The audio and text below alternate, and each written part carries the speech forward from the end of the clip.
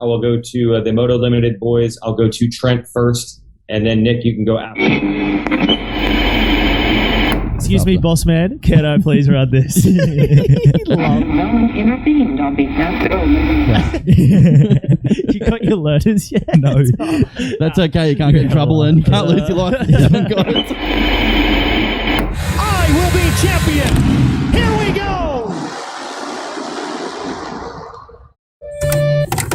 Any athlete will tell you what you have to sacrifice to win is tough. And here's what America's hoped for all year long. Holy shit, here we go. And it's producing chain.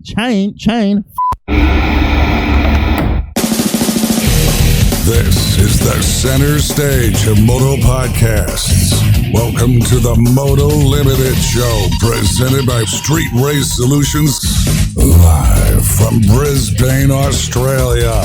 Here are your hosts, Trent and Nic Still.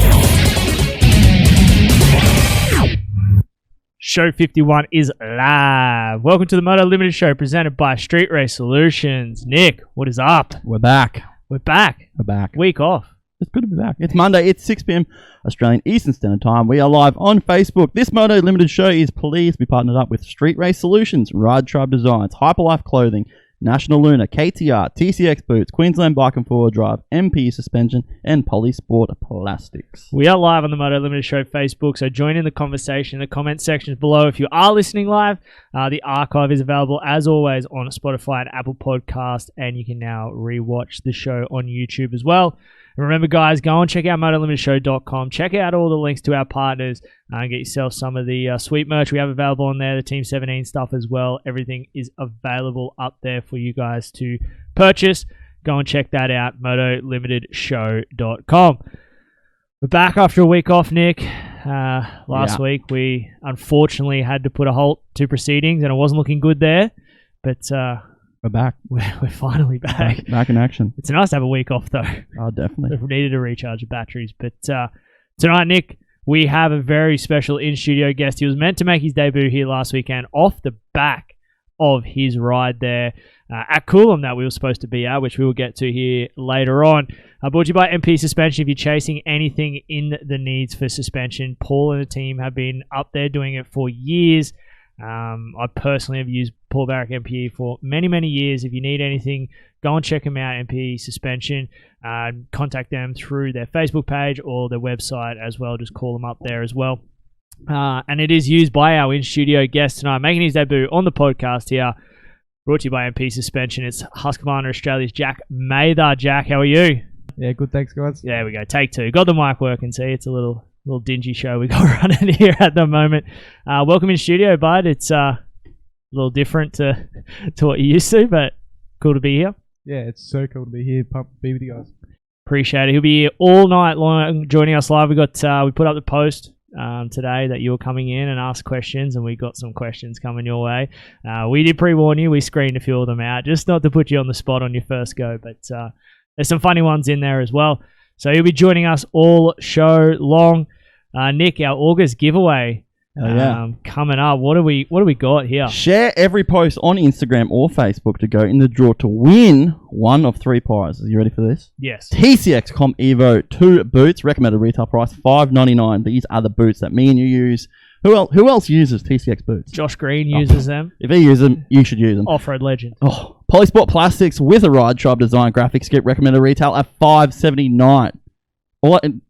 There's just too much in that to comprehend. That's a whole plastics kit and a sticky kit to go with the it. best sticky kit. That's it. And third, a Polisport Pro Octane Fuel Jug. 20 litre, recommended retail price $79.90. Look, if that leaves tonight, I don't have it. That's all I'm saying. It may go missing. If you are watching live, you'll see all that stuff in the background there. As I said, it's a pretty good prize. So it is literally sharing any post. Anything we post up, if you reshare it, that is an entry into the draw. One disclaimer I'll put on this, we had somebody share like months ago post. It's for the month of August. So anything, this live show that's going on right now, if you share that, that's an entry.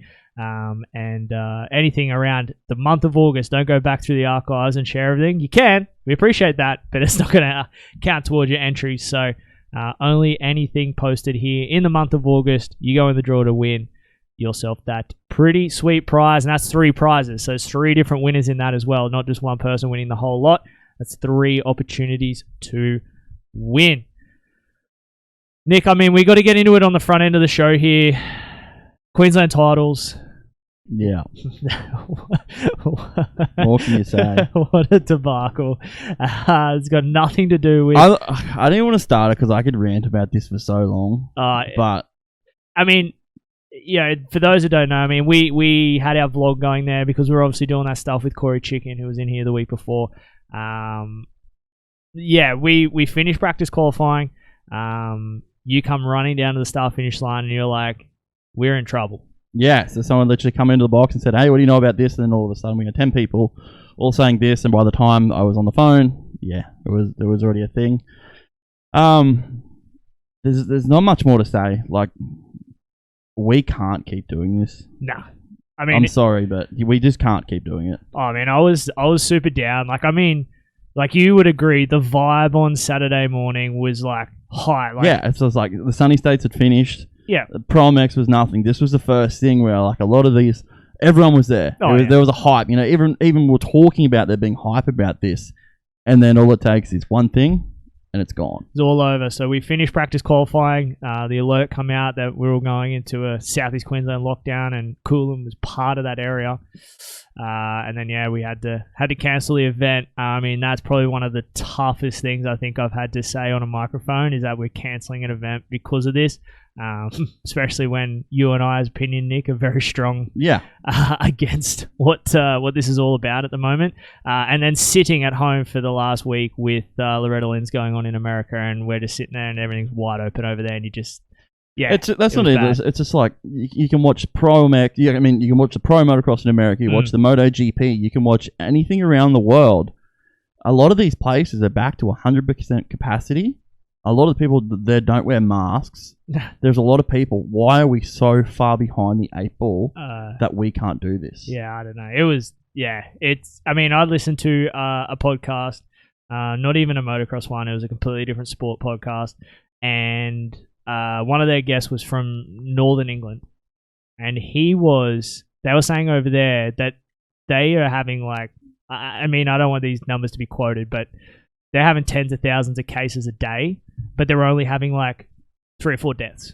So they're going off the death rate. They're not going off the case rate. Where over here, like as soon as there's like 3 people with it, it's like, let's just lock everything down, and it's killing small business. And this one, Nick, I feel was the worst because, dude, I've seen so much stuff on social media of small businesses that are struggling now. And it's like, I don't want to get into this because this is not what we're about, but where is the end game in this whole thing? Yeah. What is it? What is the end game? Last year we're saying, hey, look, this time next year we should be back to normal. We aren't. It's worse. Are we going to be saying it? It's worse. Thank you. It's worse. Are we going to be saying this next year? Like where? Yeah. Where is it? Yeah, I mean, it's going to be a vaccine thing once that thing rolls out, and which is another whole scary topic that we do not want to open. No, but we don't. But it's just like, this is killing the sport. I'm going to be 100% honest. This is killing the sport. Pro MX and what MA were doing is awesome. You know, we had this thing back on TV. We had a lot of new eyes. We had a lot of teams that were hyped for this. This just creates so much uncertainty that next year people aren't going to want to spend money with it. Nah. Why would you want to invest your money into this when... Okay, I hate to say this and I don't want to be quoted for this, but it does not look like they have a COVID plan. It doesn't. No. Because nothing's come out of it. No. So it's disappointing, and I understand their position or what they're trying to do, but it's just like the conversation of this year being done is a lot quicker. It's coming a lot more than I'd want it to. Yeah. I mean, that's a down part. Let's revert this, turn it back around. Positives of the whole thing is Coolum's been rescheduled. Mackay is still going ahead. So it kind of flips it over again as Mackay being the first round and Coolum being the second round again, which we're pumped on. I was a little down because it was my birthday on Saturday and we're all G'd up and that all fell over. I spent the weekend at home, as selfish as that is, but with the kids and Jess, which was nice. But pretty bit of a bummer. But the positive for you, Jack, you're fastest qualifier in the 2 straight. Yep. Technically, you're undefeated. Technically, you are the fastest 125 rider in Queensland at the We'll go moment. with Take that and run. Dude, Run. carrying the big number 1 too. Like, I mean, we're going to get a lot deeper into it, but how is it just walking up to your bike and seeing that number? Like, Nick and I had never experienced it, so we would not have a clue. I have experienced it on PlayStation, thank you. Me too. But what's it like just walking to your bike, seeing that big number 1? Like, does it get you fired up? It's definitely pretty cool. It's definitely good going up to your bike and you see that number 1. You go, I've earned this. Yes. Let's keep it. You did, and last year, dude, you put on you and Kobe Drew, and we're big Kobe fans as well. Kobe. You guys are just insane. When you two get together and you both like on, I mean, Warwick, I feel like still, Nick, to this day, that was the best 6 races we had because you went 125 and 250 all day. You and Kobe are just throwing the kitchen sink at each other. And you did that last year and you come away with the 1. So you know, the plan is obviously to try and repeat that and take it. Yeah, for sure. But you're senior next year? I am. Yeah. Get one more chance. Yeah, one more lift to that. Hey, Nick, before we get too deep, totally forgot to mention our guy who sits over there with the 1s, 2s, and 3s, pressing the buttons, making us look good every show. It's the technical wizard himself. Wiz, what is up, bud? Yeah, not a lot, guys. How was the steak? Oh, brilliant. That's pretty Absolutely brilliant. Still Pretty doesn't know good. what he's missing out on. Yeah, gunpowder. Had some grill your ass off stuff that Darkside sent us. The gunpowder on that one. I don't know how we get that, but I'm getting some of that stuff. That was pretty good. But thanks for doing what you do, Wiz. You'll be involved all show long as always, doing what you need to do. So yeah, Queensland titles. We're back to Mackay. I was actually talking to Bianca, who's part of the club up there, and they're full steam ahead. They're planning everything as if this thing is on, which is a positive sign. I feel, Nick, that the club is not sort of waiting. They're still planning to have this thing, and hopefully, it's all systems go. Fingers crossed. Absolutely. I can't see there being any issue with it not being able to go. Short of, SEQ going to a lockdown again. Touch wood, it doesn't happen, but I think we're pretty safe. I reckon it's good to go. We're good to go. So, a couple of things to tidy up here before we get too deep into tonight's show. The dirtiest air filter. That was for our archive listeners. It was sent through a picture of your air filters. We had a few of these come through. You're going to get yourself a Moto air filter kit, an oil change kit, an MC care pack, all valued at $250 RRP. Nick, we had a heap of entries come through. But the guy who's entered a lot of these competitions, and I've shit canned him a few times, I feel like I got to give him one. Josh Sluter is going to be the winner of this pack. I've took a few of him so far, so he's going to win himself that care pack, and I know it's going to a good cause. Him and his daughter Bobby ride, and it's cool to see the family doing it. So go on their way, Nick. Absolutely, he'll be pumped. I'm secretly a little bit disappointed I'm not getting it, but that's fine. I will try and track down some more Fruit Loop spray. I've been wondering where all this stuff goes missing in the studio, Nick. I don't know what you're talking about. No, it's a reason you don't come to my house. It's too far away. No, it's good stuff. So congratulations, Josh Sluter, on winning that. Pretty cool pack there. Thanks to the guys at Moto. That was for last month. As I said, we got the TCX boots this month, Nick, coming to you guys. The TCX boots are the absolute pinnacle when it comes to the boots. Top of the range motocross boot, the Comp Evo 2 embodies the latest in safety and comfort technology, featuring a high wear resistant microfiber polyurethane. Oh, how is that word, Nick? Outer shell with advanced microfiber inner for the durability and high levels of protection. The Comp Evo 2 also features a breathable membrane, which ensures that your feet remain comfortable right to the end of a 30-minute moto. 30-minute moto. I don't know about that. It helps me for my 3 laps. Yeah, I can do a lap. But also fitted is an ankle protection system called the Double Flex Control, which prevents overextension of the ankle joint in event of a crash. We all know what extension is. I'm just going to say that. Along with 4 60/60 aircraft alloy buckles with multi-way adjustable straps for ease of fitting, an adjustable PU shine plate for maximum protection, and wear resistance and high grip Michelin Hybrid MX replaceable sole. That's it.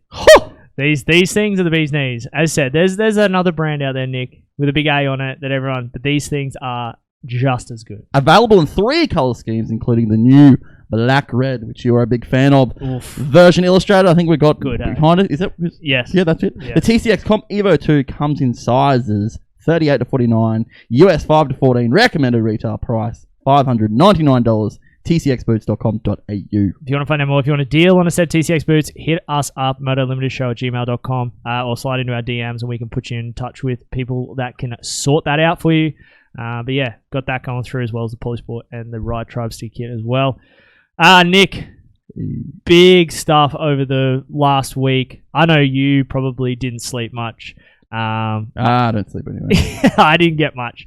But Loretta Lynns in America, dude, that is a whole. This is the first time. So I'll be frank. I've never really watched it. I've watched highlights and things like that. This is the first time I actually sat down. I mean, I had a good reason to. Brad West, what a ripper that kid is. Look, we'll just go there. Yeah. His results weren't what they should have been. Nah. But what I take out of that is I see glimpses of speed, and I see a heart of a friggin' lion. Dude. There are so many times he should have just laid there and given up, but no, he got back on and kept going. That dude, that bike, Moto 1, where he finished 22nd, that bike was destroyed. That was a big crash. Did you see that? Yeah. Oh, man. Like, because I'm watching it, and I think, what was that one? That was like a 1 a.m. one, I feel like. Yeah. And I woke up, and I'm like, I'm going to watch, because, like, I'll watch Brad. You know, we're big Brad West guys. And I'm sitting there, and I'm like, I just sent him a text message. I'm like, was that Brad that cartwheels through the first quarter? And he just writes back, yep. I was like, shit. And then he watched a live time, and he's like 40 or 42nd. They had 42 on the gate.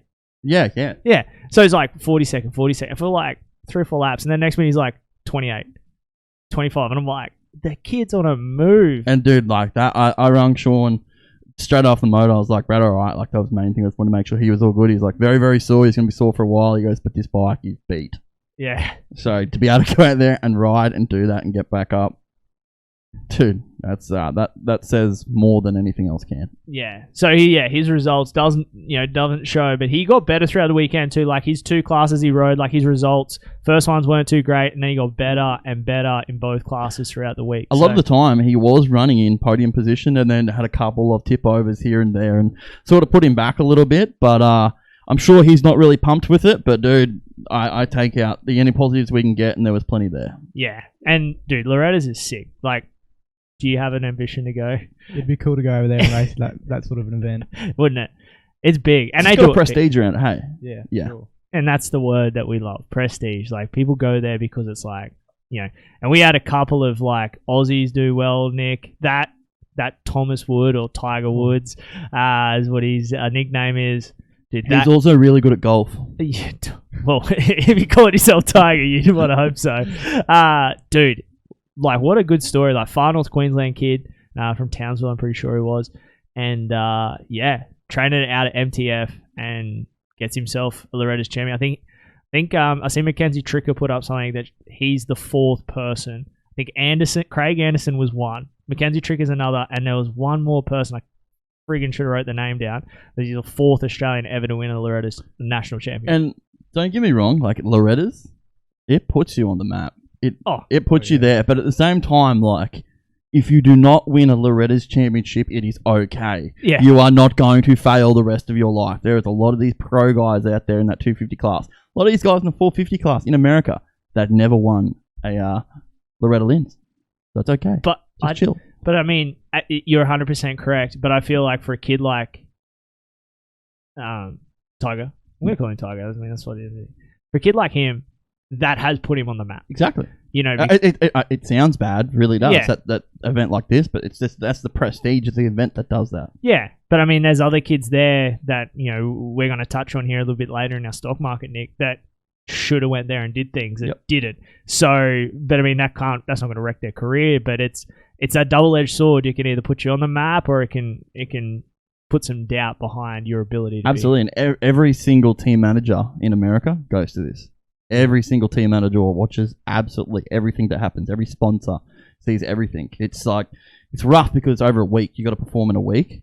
But geez, if you perform, you're going to get a long way out of it. You're going to get lots come out of it. One of the topics I had, Nick, while we're on this whole Loretta's thing, Nathan Bernard sent through a message, and again, guys, if you want a topic brought up on the show, we normally put a post up on the Monday. You can send them through. Nathan Bernard sent through, he goes, pros and cons of a Loretta Lynn / Aussie title setup versus the European EMX and the Aussie MX3 class for developing amateur talent. We've spoken a fair bit about this, but now sitting and watching that over this last week. Yeah, this isn't something that you can just put together and it work. That is big because the amount of years it's been going for, the history of it. That's what makes that event what it is. But I mean, but don't we have the Australian Junior Championships a week? Yeah, it's the same thing. It's the same thing. So, and that's what he's saying. Like, our Aussie title is the same thing as a Loretta's. Technically. Like, it is. It's a 5-day event, 3 races, 1 champion. You're the national Australian champion.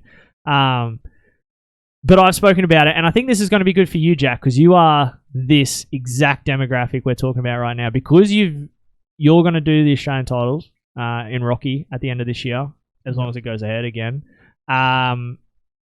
And you've been doing the MX3 class. Yeah. What is your preference? Like, do you prefer the championship? I mean, it's been rough doing MX3 because it's been stop-start. But would you prefer a week long and you be the national champion? Or would you prefer a championship to be a national champion? I'd have to say for sure a championship. Because it is hard to go and perform just one day. Like, everyone has their bad races. Yep. With the championship, you can go and win one round, you might have bad next round. Yep. At least you have time to make up the points that you need. Yep. Yeah. That's perfect. In a week as well, I think things can start to snowball. Yeah. When things start going when things start going wrong, it can get worse and worse, and you got to get back on the same bike every day. Yeah, I agree with you 100%. It's got to be a championship how it is, and we can see it. It's working. What they've done is working. Yeah. Which is cool. Well, I mean, I preached about it, because that, when they introduced it, I was on board from the start, and I said, you guys that are 15, turning 16, this is the best thing for you, because once you turn 16, the only thing that you can do from here is Pro MX. That's your championship. But if you're only used to running a 1-day event, when you have to string 10 rounds together, that is a lot of work, as you've probably just witnessed in the first 3. So, we need to have you guys developing at a younger age, putting championships together, so when you get to there, it's not such a big shock, which I think is why, Nick, and we've spoken about this, we have such a big gap between the Gibbs, the Waters, those guys, and Clout and Duffy and that. There's a big age gap difference between those guys, because I feel like there was no pathway for you guys to be able to develop those skills. So tell me, first round of Pro MX, you're there, all the trucks are there, the tracks there, it's got signage everywhere, it's a real deal. Yeah. Those nerves get to you?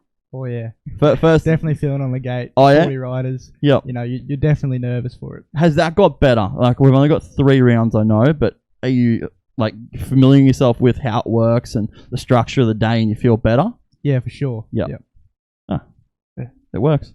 It works. And as I said, I'm keen. The biggest thing is obviously everything's been put on hold, which sucks because you're sort of starting to get a roll. And especially for you, you had such a great year last year and then broke both arms at the start of this year. That's right. Leading into all this stuff. So round 1 would have been probably extra tough because you just were getting back. Because I think, how long after King Roy was Wonthaggi? 2 weeks or something? 10 days. Yeah. And you were fresh at King Roy, because I remember you coming in and you jagged the fastest qualifier, I think, and you're looking at me why? And you showed me your arms, dude. And they even still looked raw, they hadn't healed yet. And I'm just man. So your first round would have been extra, worrisome, because you're trying to come back from that, and your fitness isn't where it should be. No, definitely fitness. I definitely struggle with all day. They're 20+ ones. Yep. Bigger than most races you do. Yes. In Queensland, so it was definitely hard for me. And you like the long ones? Sorry? You like the longer motos? Oh yeah, it gives you more time. What about the first corner at Maitland? Is it a little bit slippery? Just a little bit. A little bit? No, we had a message coming from Jett. Holyhead, I think it is. Yeah. Oi, Jack, is that Maitland first turn a little bit slippery? Bit of banter in the chat. We'd like to see that. A lot actually coming through. What have you got there, Nick? Read them out. Let's go. Michael Carter. Up the exotic, okay. Cody Saunderson. Jack, carry me in Fortnite. You good on the Fortnite? A little bit. How good's good? Just carry a few of my mates. Are you free? Sorry? Can you carry me? Depends. Are you a pusher or are you a camper? Pusher. You're a pusher? Yeah. I despise people like you. You kids. I'm just trying to chill in the bush, get myself a dub, and you guys come out of nowhere and freaking send me into the storm. Let's go back. Jett ID to call Jack. There's a lot of hype in here. Yeah. A lot of people are just having a chat, which is cool. I'm trying to tell the difference between. Good to see you guys back on the air from Matthew Jones. Mike, I just say shut our borders internationally for a few months and we'll be fine. No, we don't want that either. Yeah. There's just a lot of hype for you, man. Really? Yeah, cool. Yeah, I'm trying to scan and read at the same time. Yeah. So I'll continue to do that. Yeah, keep them coming through, and if you've got any topic that you think of while we're going through this as well that you want to talk about as we're discussing it, get it in there. Have your 2 cents worth, because that's what we want. This could be maybe setting you up as well. Jack, what's your lap time at Kenilworth? Kenilworth? Oh, been a while since I've been out there. So the question's coming. I couldn't tell you, to be honest. You have to ask Dad that one. Faster than whoever it is. Are you the fastest man in Kenilworth? I'd say so. We'll go with that then. Okay, we'll go with that. Fastest man in Kenilworth in studio right now. And no slouch around Coolum either. Hey, Fortnite, are you PC or PlayStation? I'm playing a laptop. Really? Yeah. Yeah, give it to me, dude. That takes that's commitment right there. As this guy has his gaming PC here, as his work computer. Sponsor me with one. Yeah. Hey, if you carry me, mate, you're in. He's all about the dubs. I'm all about the dubs. I get lucky sometimes. Hey, he plays with AC, so you know. Yeah, do seem that's COD though. Yeah, AC carries me. So if you're doing a lot lately too. Yeah. He's he's a little bit down at the moment, to be honest with you. But could imagine. Poor guy. Yeah. Team AC every day of the week. Team AC just. But yeah, keep those comments coming through. We're gonna have Jack Mather here. We got plenty of questions for you, Jack, coming up throughout the show. We're gonna get to a little bit later on. Nick, a couple other topics here while we're on the topic bandwagon. A couple through here from Josh Plant. We'll get to them early on. Some silly season US stuff. What do you got? Who picks up the beta rides next year, since it's been announced that there will be a team? Joey Savachi. Moving on. Joey Savachi, which then leads into the other one, is McElrath through replacing Bogle or Savachi. Bogle retiring. Early speculation. Bogle retiring. Rocky Mount ATV MC KTM team looks to be a massive change to that team next year. Probably the biggest change you could make to a team. If that happens, you heard it here first. I'm not going to say it, but that's just putting the seed out there. Teaser. I like the teasers, Nick. Like we love teaser? it when you tease some stuff. Yeah. But yeah, so Savachi, to beta. Yeah, maybe. That's yes. And I think as well, as much as we can. Gas are going to stay with a 1/450 rider of a Justin Barsha. Gas. They're gearing up for something for the following year. They're going to add another 450 rider. Beta, I think, have the money to go after a rider. They have the money behind them to go after a rider. It'll be really, really, really interesting to see what goes on with that. But who do you think's gonna who got the money? I mean, the best guy that's gonna be off contract is Savachi. Yeah, he's the next year. Yeah. So end of next year, they will go for a star rider. Not star as in Star Yamaha, but as a good rider. Yeah. They got the money to do it. It's going to happen. Are they going to have the team next year? Yeah. You won't see him in Supercross. But apparently, you're going to see him for Motocross. I have no friggin' idea how you can have Tedesco. You can have Carmichael ride that motorcycle, a prototype motorcycle, on a Supercross track with KYB suspension, and there is not a single photo of this thing out there. Oh, that's a triumph. The Triumph, sorry. Yeah, that was a Triumph. That's a whole nother thing. We didn't even open that can of worms last show. But yeah. That's another, that was my next thing, yeah. Yeah, so Triumph had Carmichael on that riding a prototype bike on Supercross, and no one's seen it. They'd have to disguise it. But I mean, if you're like a brand and you just go out and you would make it, and then you would try and make things to fit where the plastics look like something else.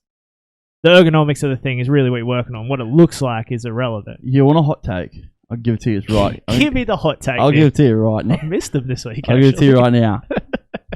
Either Beta or Triumph race team is represented by somebody else with 3 digits in their name. Three letters in their name. I'll let that sink into whoever you think that could be?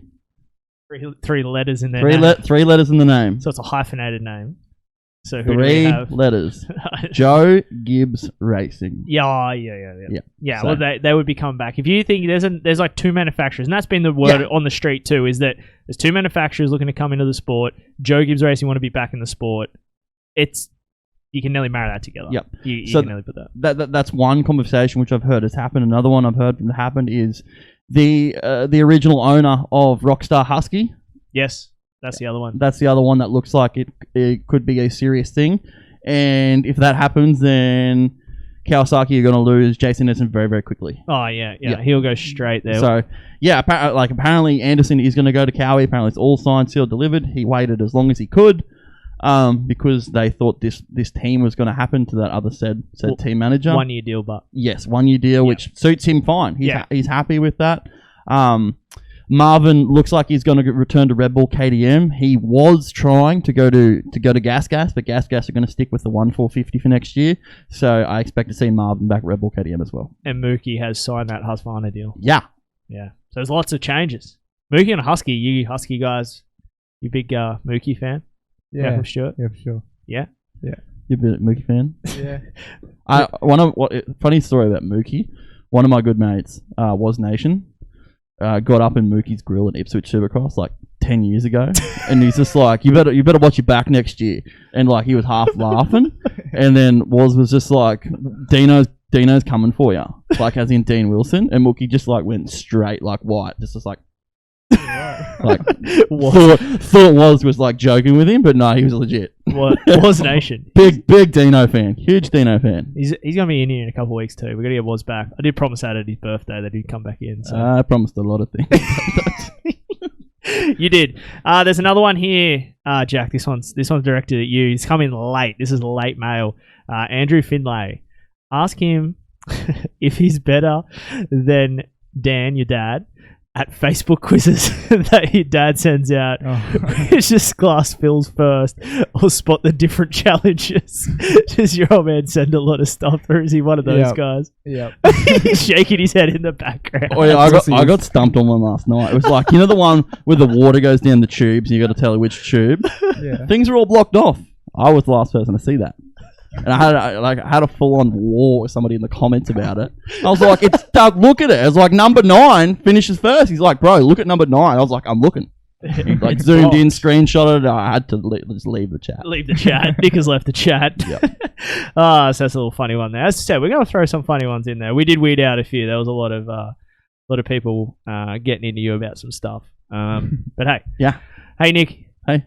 If I was looking for a Kawasaki, where would I go? Queensland Bike and 4-wheel drive, mate. That's where we go. Carrington Road to Toowoomba. But if I wanted a Polaris, where would I Queensland Bike and 4-wheel drive. KTM? Yep, same place. Gas. Straight there. Parts. All day. Accessories. Corey Morrissey. Gears and tyres. Just more Corey Morrissey. Let's go there now. So if you want to get anything from Queensland Bike and 4 Drive, go check them out. 6 Carrington Road in Toowoomba. See Carrot and Jeff there in the sales department. If you're looking for a bike, they'll do you a sweet deal. Mention the show. Pushing bikes out the door. They are. They've been lately. They've not got stock. Yeah, is the issue. So go check them out. Tell them the Moto Limited Show sent you. They'll help you out. Or if you want a deal, get in touch with us. We can get you in touch with the people you need to. Nick. What are you doing to me now? What am I doing to you now? What rant are we setting you off on now? Yeah, well, go whatever you want. I'm just gonna stick on the theme here of amateur and junior racing. It's a big topic. Yeah. As you said, over the week that we've just seen at Loretta's, but Pup 275. Anthony Rutledge has sent through lack of manufacturers doing junior development besides Yamaha. Junior and amateur series are too short, and uncertainties around Australian motocross and supercross. So it's a pretty big can of worms there. Yeah. Bag that he's trying to open up there. But you take the first part. I'll get the second part. I mean, it's a lack, but it's still there. Like, you're part of the Husqvarna junior racing team. It's just not a team as it used to be in the general sense of running out of a truck or a bunch of tents as they used to be. It's you guys have your deal still Husqvarna backed through MP suspension. Who else you got riding for you? There's another. I'm losing track of names. Hit me with the name. Motorex. Yeah, no, yeah, Fly. yeah. The Fly Futures one, which is the same thing. Like it's a, you know, 17, baby. yeah. Levi Smith is on that. I'm pretty sure as well. So they're doing a bunch of different things, but they're not just like Yamaha have that junior race team and it's all pitting together in that one big show. It's just they're handing out their support a little bit differently. You know, I agree with you there, and I think another thing that's sort of missing more so now than it used to be is a lot of these shops. You know, shop rides used to be a thing, like Star Yamaha. You know, Queensland Bike Forward Drive. We run the Kawasaki Junior Development Team. Yep. There was a lot of different things. Yeah, I mean, I rode for Pro Honda for years. Pro Honda, another one, exactly right there. Robbie Marshall was someone that was also North Star Yamaha. Yeah. That's sort of something that's sort of gone. Now, I don't know if that's because we can't get these bikes from manufacturers to go to shop rides or race plans, but that is something that I see missing a lot. Yeah, it's global financial crisis.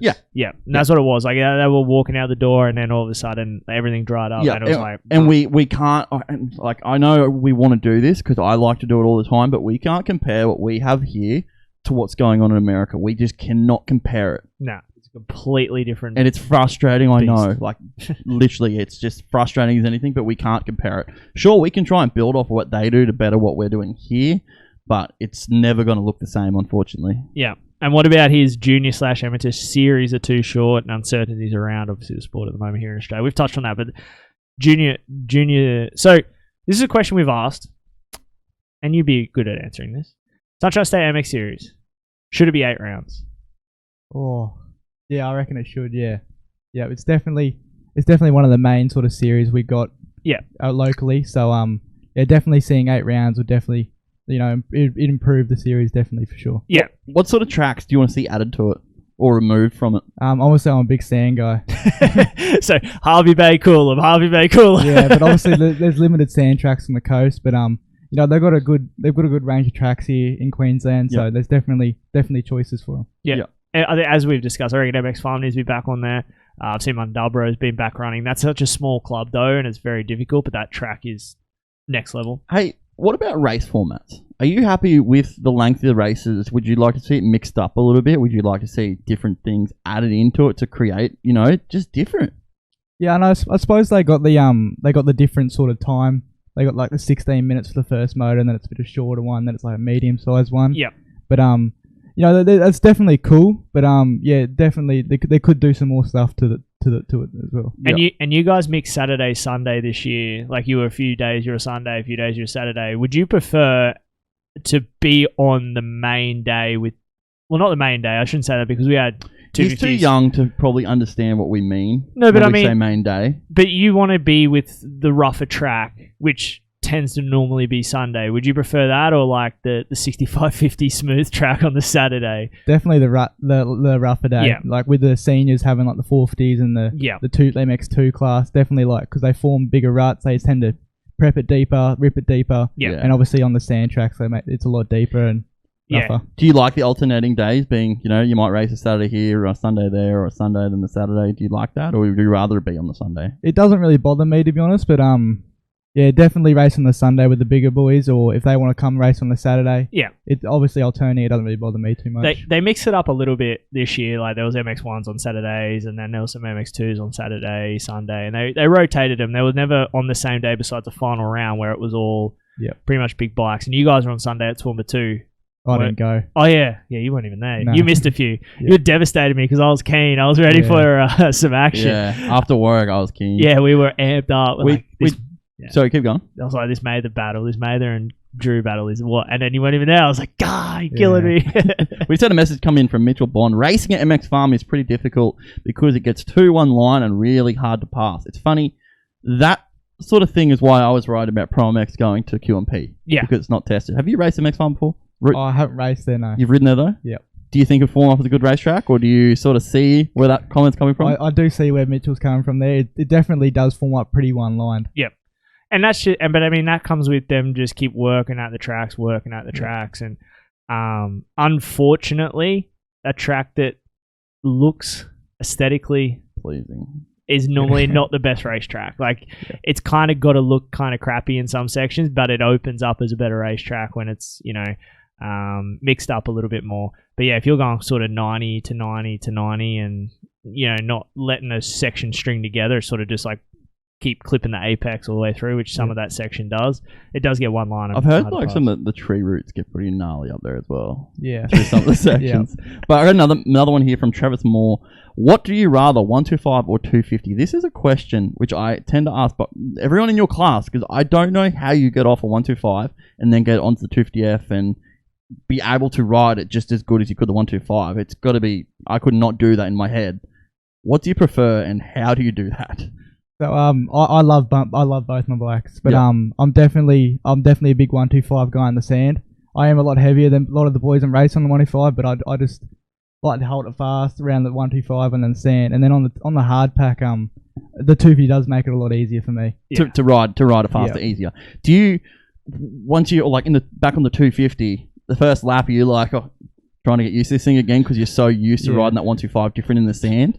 It's definitely a lot heavier. Yeah, got to stop shifting. Oh, that's right. We got engine braking. Yeah, stop shifting up and down 3 gears.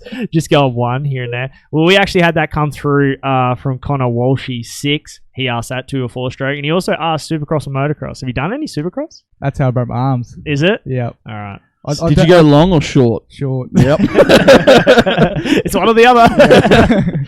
So what do you think about Supercross? And Supercross was definitely fun. Yeah. It was a whole different experience. Yeah. Really high intensity. You got the only way to pass is block passing or through the Supercross whoops. It was just mental. a whole other thing to learn. Yeah. But I do love my motocross but Supercross was fun, but I have to say I prefer motocross. Okay. Which track? I broke my arms at KJ's, Caleb Barham's. Yeah. Yeah. Common theme there. It's funny, like my dad lives up on the hill, so we can sort of look down over the thing, and it's just like you might be sitting there having lunch or something like that, and Dad'd be like, "It looks like an ambulance." So I grab the binoculars and try to zoom in and go, "That's an ambulance." Was it into a rhythm section? No, triple out of a corner. Oh yeah, another one. Yep. Yep. That's pretty big triple. Oh yeah. Over the far side. Yep. Yeah. Supercross, so. Supercross. Well, hopefully we have Supercross back. Is Dad okay with you riding Supercross again? You have to ask him that one. Or is it Mum? Yeah, we got thumbs up. We're good to go. You have to get past Mum first. Yeah, that one's easy. We're 50% right there. Mum's normally the issue 90% of the time. Mum's an own pace in the house. Waiting for the call. That dreaded phone call to come through. Mitchell Bond, I made the pass for 3rd at Sunny States, then hit a tree root, hurt pretty bad. Sunny States would be great having 8 rounds or more throughout the year. And we sort of know a lot of stuff that's going on in the background with Sunshine State MX Series for next year, and I think there's a lot of really, really cool changes coming. So keep posted. Yeah, keep posted. There's a lot of still cuff. Yeah. Jack, you need to race Bush instead of SX. You don't think in the Bush? Oh. Keep stealing my questions. Hey, they're coming in. I'm just reading them. I like it. I did a QORC at Conondale.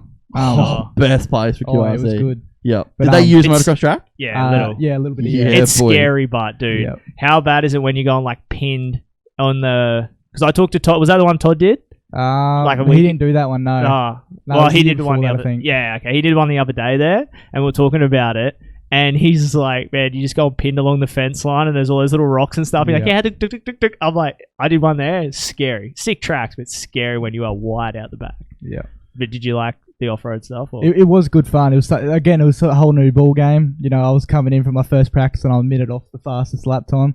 You just got to adapt to going flat out next to trees and weaving between trees. Full on, hey? Oh, yeah. Yeah.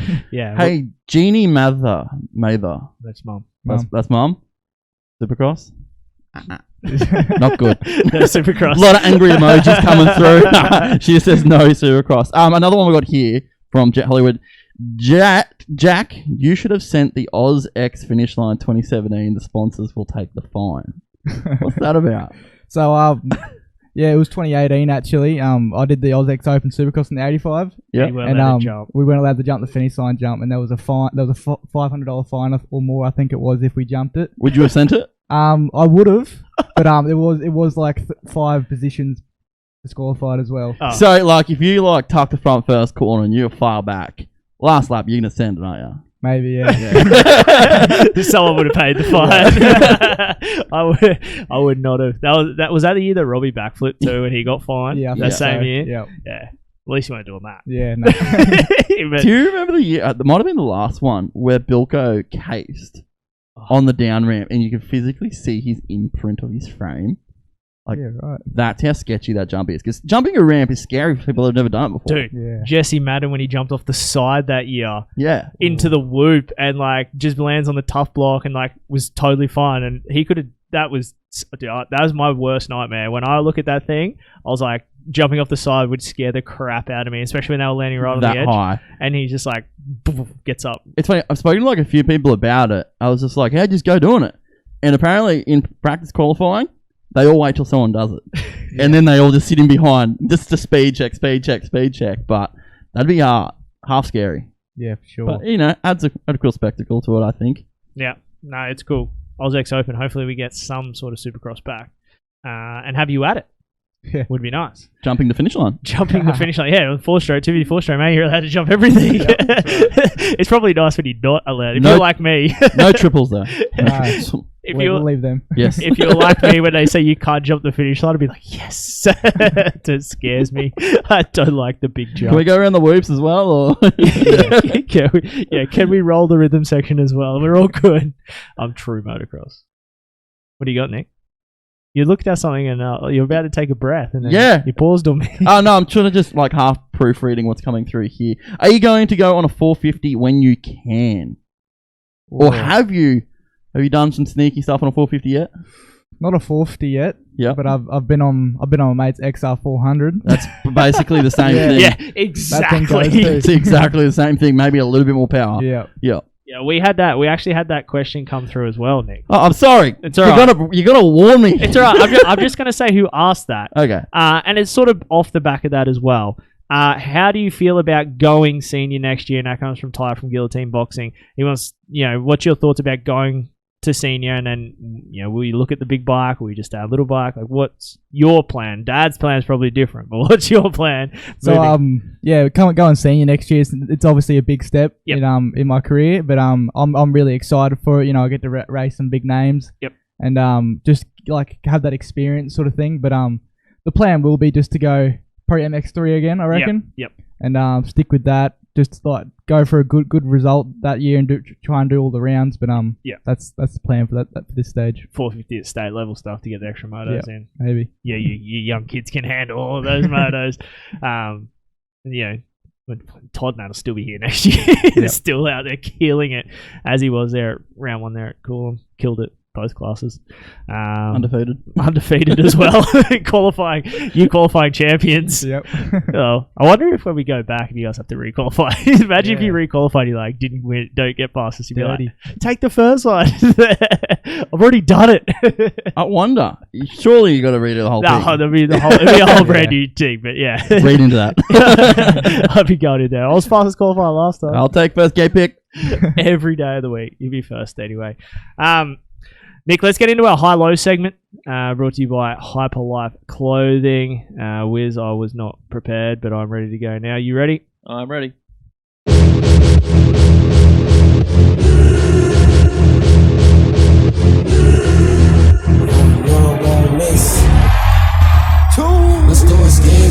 This is the Hyperlyfe High-Low segment, where we go through what's high and low in everyone's Hyperlife. Head over to hyperlifeclothingco.com.au and use the code Moto Limited to save 15% off your order. I know you know how I'm coming. I'm out in LA like King 23, throwing the oops is nothing. You need to let boys be Go and check that out, Nick. You can use our code Moto Limited to save 15% off. They did have a deal going there during lockdown. They had 25% off their winter apparel, so you could have just got that and then wrote that you're a big fan of the Moto Limited Show in there as well. But Even if not, just write you're a big fan of the Moto Limited Show. yeah, Hyperlyfe Clothing Co. We're stoked to have them on board. The high-low segment, we sort of prepped you early about this, and we like to really stump it on our guests. We shouldn't, but we do.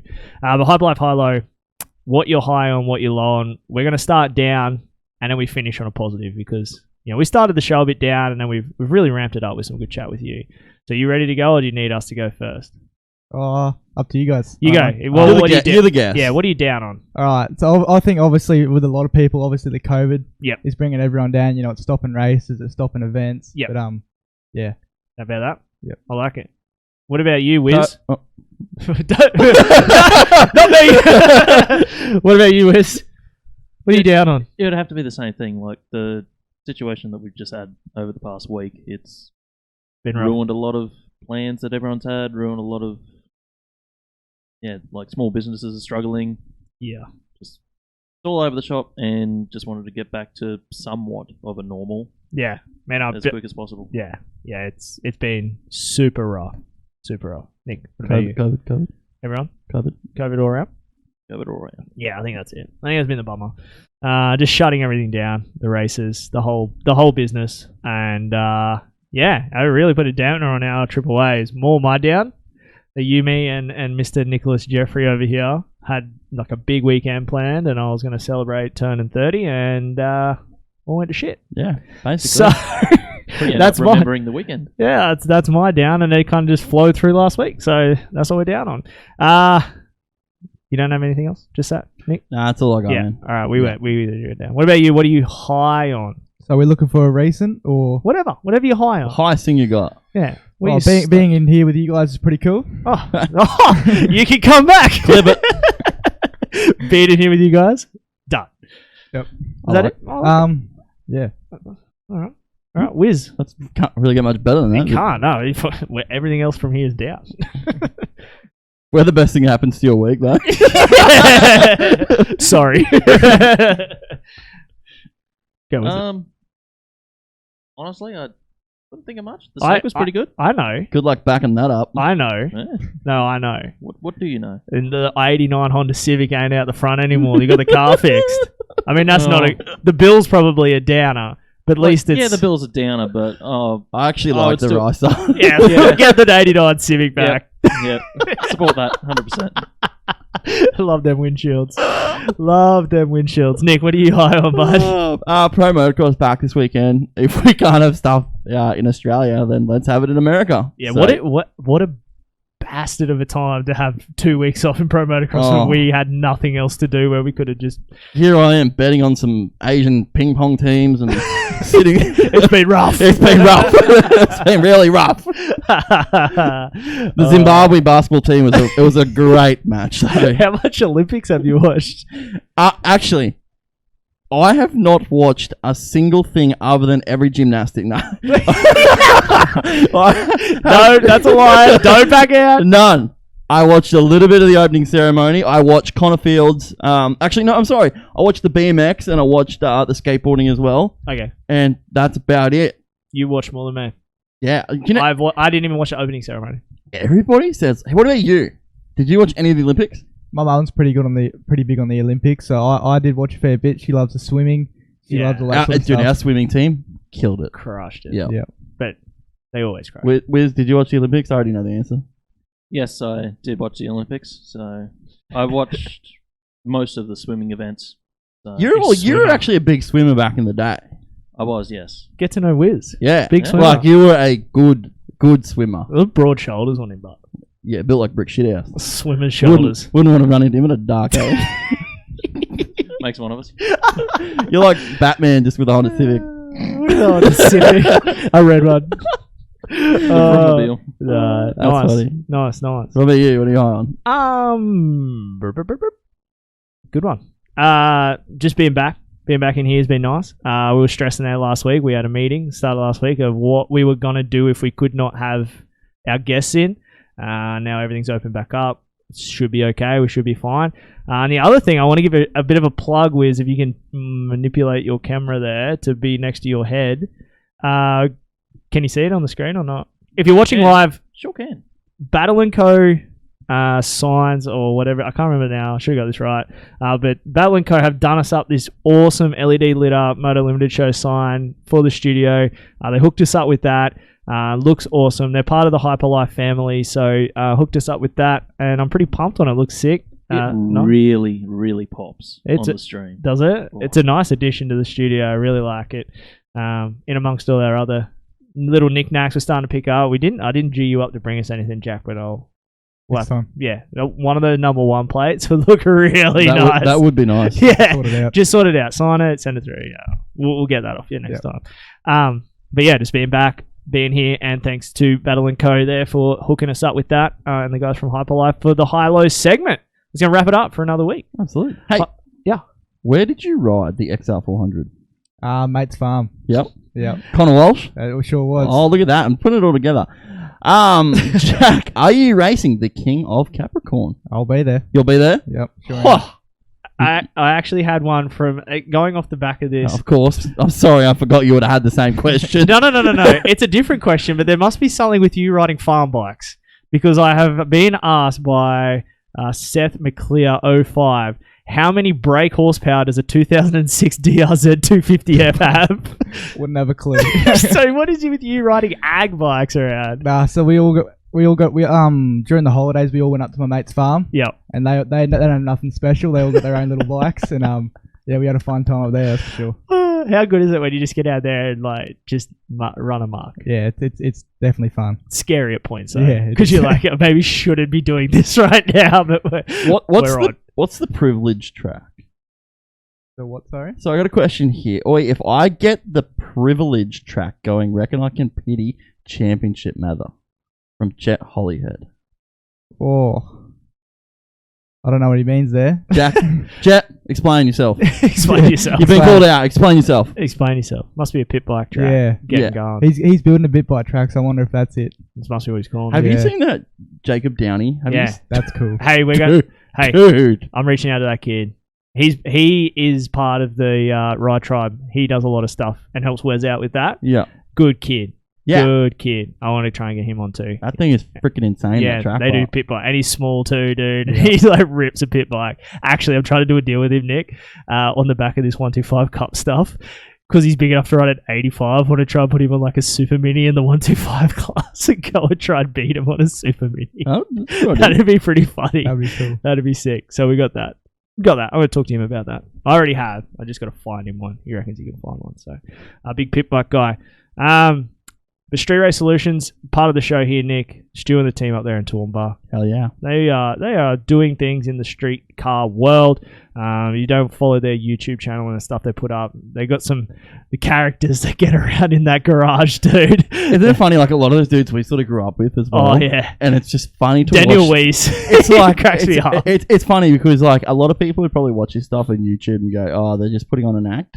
Nah. That is who they are. That is the type of place. But yeah, Stu, go see Stu. It's race cars, street cars, drift cars, anything with four wheels and a motor. If you've got an idea, is there something you want to do it, customize it, do a build, get some parts, go see those guys. Do it now. Street Race Solutions.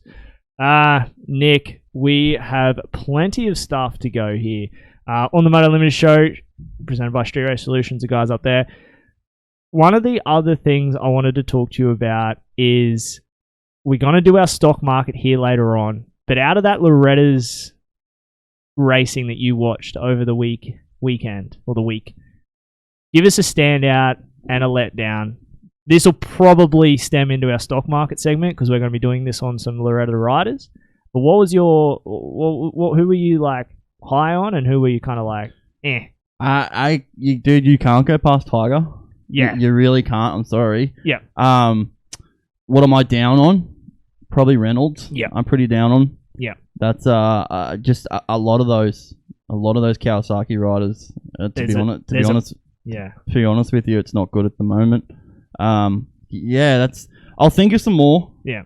But they're probably two that, and just going off what you said earlier, there was a lot of names that went there and were meant to deliver and they didn't deliver.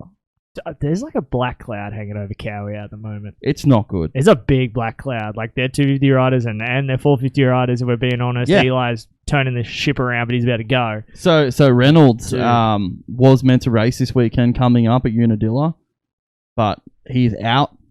Seth Hammaker is back in. That's not yet been announced or confirmed, but he will be there. He will be racing. And I believe what worries me is whether he got told he has to be there, because they were promising there'd be another bike under the truck, and Reynolds ain't going to be there. No. That's what worries me. How deep of Loretta's did you watch? I didn't go too deep, but I watched the highlights. And do you guys see Tiger Woods start in the first moto? Yeah, dude. It was 3 bike lengths or something like that. It was huge, huge. So I think everyone's going to be high on him. I mean, he's an Australian kid. And to be honest, I bet you 98% of the people had no idea who he was. We're getting a heap in here at the moment for Kilroy, who was on the Suzuki. Yes. Getting the W. Yes. Yep. The bike is still competitive. Dude, like, as much as I hang shit on that Suzuki RZ 450, mine was a bucket. All right, I'll be straight up. But those 250s, because they run KYB in them, they don't run Showa in them, they look like they handle better. And yeah, they're probably a touch slower and a touch heavier, but none of these guys are running stock engines, if we're being 100% honest with each other. Absolutely. This one here, Joel Sadler, Daxton Bennick was average. Yeah. Yeah, that was going to be my low, but I had higher expectations of Reynolds just because of what's going to be coming. Yeah. But yeah, Daxton was pretty disappointing, to be honest. I was, yeah. Well, let's get into our stock market segment. We sort of give you a rundown on this too before we started, Jack. But yeah, stock market, Moto Limited Show stock market. We're going to read off 4 names here. And you're either going to buy stock because you think they're on the way up and they're going to make good money for you. You're going to hold on them because you're not sure where they're at. Or you're going to sell them because they're going to get worse or they're not worth much. You're going to buy them on the bottom end of the whole cycle. That's the easiest way to put it. Nick, I will start off first, and this one's pretty easy. Thomas Tiger Woods. Buy, sell, or hold? Nick. Hold. Hold? Yep. What about you? Yeah, I'd buy. You buy? I feel like he's on the way up. He'd have a whole lot of confidence after that, I reckon. Yeah. Yep. 100%. Sorry. You go. I'm just very used to seeing riders that go to Loretta's and do a lot. Yeah. And then nothing. Yeah. That's what worries me. Just need to see a little bit more. I'm high on the dude, like he's cool, but I wouldn't be throwing all my money on him like Savachi. Yeah. See, this is why I asked this, because I think it is one of those things where you can just like jump straight on the bandwagon. And we're not bagging the kid. No. It's just like, yeah, he's done this. He's got about 2 or 3 more years of trying to do this before you can be like, he's going to go, a factory team riding on a factory bike in the US and be the next, well, I guess we now refer to it as Jett and Hunter. Be the next Australian kid to make it in the US from a completely different route altogether. Like, have we seen a rider do Loretta's multiple times and then make it into the factory team from Australia? Yeah. Yeah, we have. Oh, no, I mean, I was agreeing with what you were saying. Yeah, we haven't seen it. Yeah. So it could be a completely different route. So we're on board, but I'm going to hold to Nick because I think, yeah, it's easy to jump on now because he's done it. But I think the thing from here is him now putting 3 or 4 more of these together over the space of the next little bit. And I mean, the other question is he going to ride Monster Cup if we have Monster Cup on a Super Mini? And what can he do Super? There's going to be no Monster Cup this year. Well, yep. But I mean, yeah, is he going to ride Supercross in one of these? I'm sorry, but you have to. That's not a choice. You have to do it. Well, I got to give Darkside a shout out. He had Sean Brennan on his show last week, and if you don't want to listen to the Moto X Pod, do so. Add that to your list of things because Darkside is a great human, and we appreciate everything he does. But he had Sean Brennan on, who we're also big fans of, and Amateur Day, well, the Supercross Futures is back next year, so all of that racing that they had, those Amateur Days year before last. I went to one and it was so sick. Yeah. It was some of the best fun I've ever had. Yeah, in a full stadium, doing all that. So, yeah, so that'll be back. Wiz, we didn't come to you on Tiger. I don't know how much of Loretta's you watched. You probably didn't watch much, so... Not too much, to be honest, but... So you don't really want to have a say on this one? You see this one? Probably cut me out of this one. Yeah, cool. I appreciate that. Nick, who's the next one there on the list? We have Sir Hayden Danger Boy Deegan. Hayden Deegan. You going to buy, sell, or hold, Jack, on Danger Boy? He did show a lot of promise. He had a pretty big crash, I saw. That was huge. He got landed on. Yeah. That was semi his fault. Yeah. If he was playing games that lap before, and you play stupid games, you get silly prizes, and that's what that was. Yeah. I'm probably going to hold on that one. Yep. He did show really good speed and promise, but I need to see more. Yeah. I'm opening this can of worms, Nick, because I've got so much right now from what I noticed over this. So what about you? I'm going to hold. Yep. Just because I'm worried because we're 99% sure where he's going. So that's what I wanted to talk about. Yep. I really should have pulled the audio, I mean, I had not a lot of time, but I had time today to do it, and I didn't do it. What I'm glad you didn't do it because it's not happening.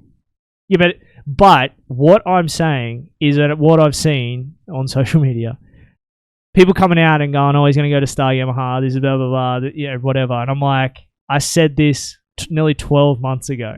I said that he'll end up at Star Yamaha, if not PC Cowie. Yeah, well, he's got to go to PC. It's monster. It's a monster deal. There's too much money involved. Oh, and I could read that months ago, but now everyone's starting to go, "Oh, he's not going to go to KTM." I'm like, duh. And that's why I'm like, kind of like, oh, I got on early. But. Yeah. From what we've heard, the Star Racing Yamaha thing is not happening. Yeah.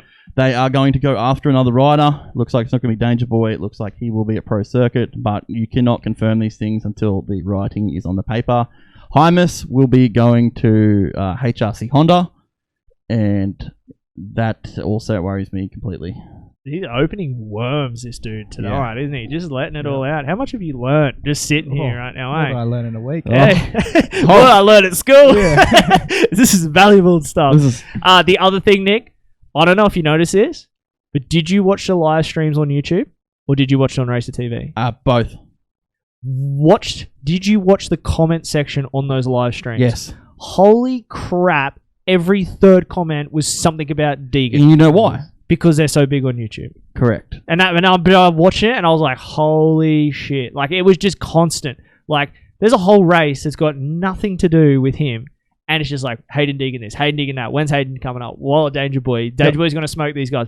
I'm like, holy crap. And people need to see that as well with that there affects how much money he gets paid. Oh, yeah. When he gets a big bike deal, yeah, he's talented to ride a motorcycle, but the following he has and the name he has, I want to be like Danger Boy, I want to be like Danger Boy, that sells things. Yeah. That creates money. That will get... He's just like another Dino, just bigger. You know what I laughed at? There's a bunch of kids there named Deegan. Like, their first names are Deegan off the back of Brian. They were right in that period where when they were born, Brian was big, and I'm like just laughing. He's like, "Oh, Deegan this, Deegan that." And I'm like, "That's why their kid's name's Deegan." 98% of them, anyway. But I am, I'm with you. I'll hold to wait and see what happens. He's got to get on a big bike too. I didn't realize how big he was on that Super Mini until he raced with those other guys, and I was like, "Yeah, he's a big kid. He should probably be on that 125." Nick, we probably know your opinion on this one, but Jett Reynolds. I'm holding again. You holding? Yeah, the last 12 months have not been good. It's been a black cloud. It's been a real black cloud, and that cloud looks like it's just getting darker. But what about you?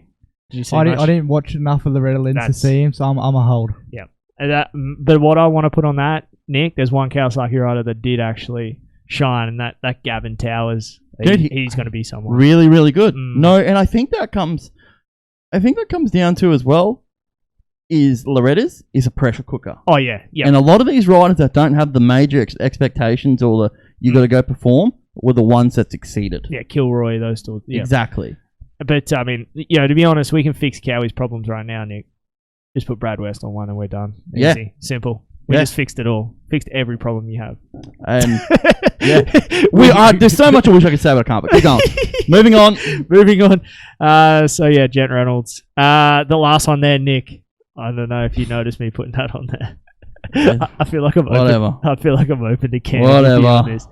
I put Ryan Hughes on there. So yeah. It was more just the fact I wanted to talk about him running an 86 CR250. Like, it's just Ryan Hughes being Ryan Hughes, just completely out of the box, not even the same wavelength as any other human in the world. It's cool, but still. Oh yeah, yeah. I only really put it in there because I want to talk about Ryan Hughes and just the fact that he is a unique human, and even his post-race interviews and stuff. I don't know if you watched any of them. Did you see the one? He got asked a question, whether he went to the Loretta's to win. Yeah. And that dude opened up a can of worms. Yeah, he went off. He went off. And I understand what he's saying, but it's like you've probably just offended a lot of people that have spent their year trying to get ready to race this. Yeah. he went there to have fun. I understand that it's about fun and everything like that, but you probably just pissed off a few people. There was a lot of talk about obviously Brownie being back there and him being there and Emic being back and all these sorts of do like they don't want the pro guys there. I'm like, Emic, it's been a long time since Emic. Dude, he rode good too. Yeah, on a 125 or 150, just out there. Need some more of that. But yeah, Ryan Hughes. I just wanted to put him in there. I'm not really anything on the stock market with him. I just wanted to talk about Rhino. God for that. Hey, did you have you watched that movie we talked about a couple shows ago? Not yet. Oh, gotta sit down and watch that. I gotta watch it with Jess. Great Outdoors too. Oh, my favourite movie. Have you watched it before? No. Hey, what year were you born, Nick? This is another. I mean, not Nick. I mean, Nick. This is another one that we got to. What year were you born? 2005. Jeez.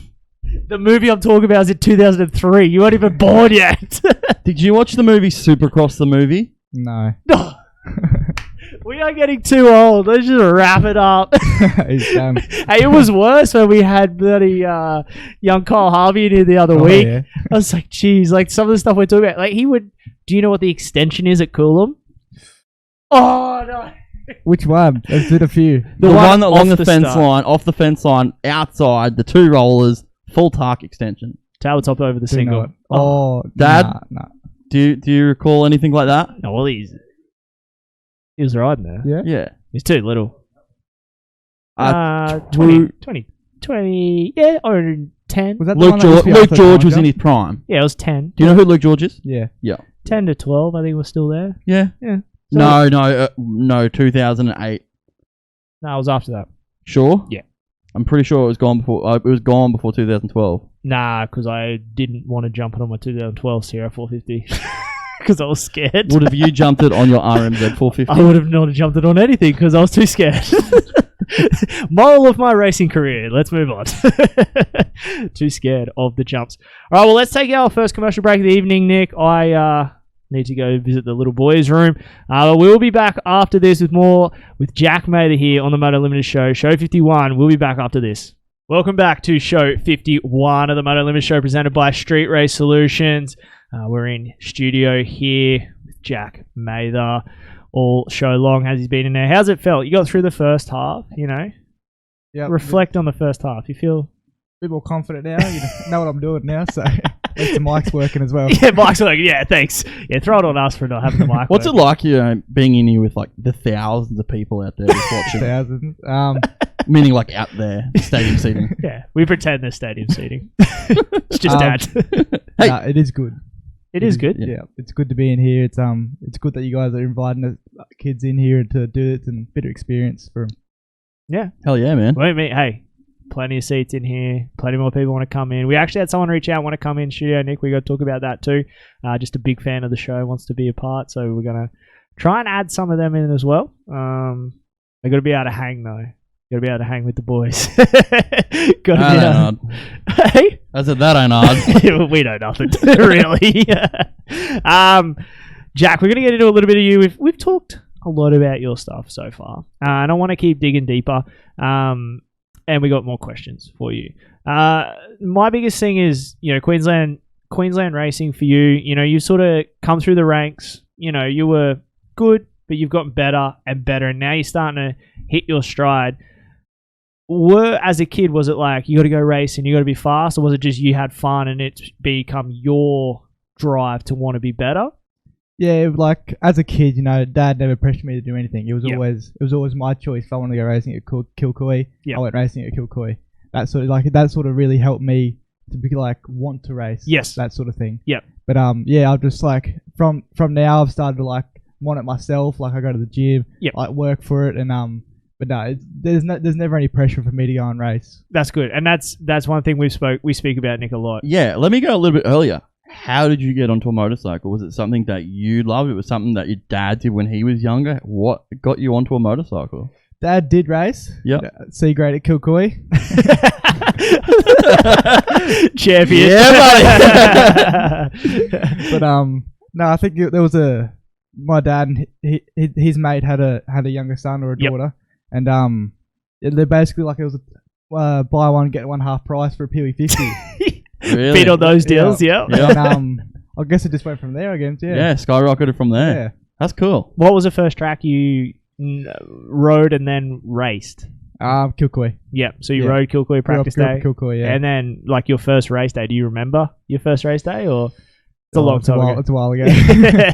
You probably don't remember it. Nah, not really. Yeah. No, I remember mine. That's just because I'm old. But- Laidley was mine. Hey, Laidley was mine. dude, mine wasn't even a motocross race. Mine was like a hybrid motocross enduro race. Like I That'd can't be remember. cool. I can't remember what it was called, and I was illegally Did riding. you ride Laidley? Yeah, Of course you would have, yeah. I got my first SEQ win in C grade at Laidley. Yeah, win and overall. Threw a whip. Dad blew up. I was on a 65. That's that story. Yeah, try to throw a whip, dude. And then Dad blew up when I come in. I was so excited about winning, and Dad's just tearing me a new one because I tried to do a whip. Where did you race your first SEQ? That one, you've stumped me. We did Sunnies before we did SEQs, I'm pretty sure. My first ever was Mundubra for an SEQ. Full gate, and there was 3 people behind the gate. Yep. And I was shitting myself. Yeah, I did it. I did a. I'll tell you how big. I feel old now. Walk uphill both ways. He was born in 2005. You would, yeah. You feel old now? Peak. I mean, this is 10 years before your time, nearly. Dude, there used to be at SEQs C grade 65s 2 heats. Yeah. Yeah, right. Double gate drop. Yeah. Like that's how big. Like, and that's what I mean. Like for us, we sit here and we're like this and that about the sport. Like it's way more expensive now and it's way more hype. But dude, back in the day, it was epic. Like there was so many bikes. And Dolby so many Sunny people. State. Dolby. That was your first. Was it? Yep. Is that what Dad said? Yep. I told you Sunnies were first. I just couldn't remember. That blurs because that was for us because we're driving from like New South Wales to do every Sunny State. I barely remember half of them because you were like tired most of the time. But yeah, they were cool tracks. Dolby, Laidley was a good one. I missed that place. Moree. Do you ride Moree? Nah, never been. Oh, Never so went to cool. Moree. I went in Varel, but never went to Moree. Never been in Brell. Yeah, in Varel. Did you know there's a track named Penguin? Penguin. Yeah. In Tasmania. Yeah. Okay, I was the last to know. You did this. Did you do the? I didn't know. Nah. No. Okay.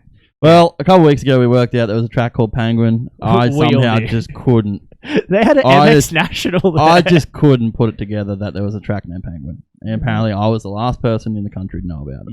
You're way off the mark. So do you remember your first Sunny State, like where that was, or going to it, or anything like that? Sunny 60s? States. It'd be. I know the first Sunny States that I won in 2015 on the 65. Nice. Where at? Yeah. Coolum, I think it was. Sand guy. Yeah. That's how you converted from a Kilcoy guy to a Coolum guy. Yeah, pretty well. So that first win, that just fueled the fire. You're like, Pretty hell well, yeah, yeah. this feels cool. Yep. Yep. Yeah, for sure. 2015. Yep.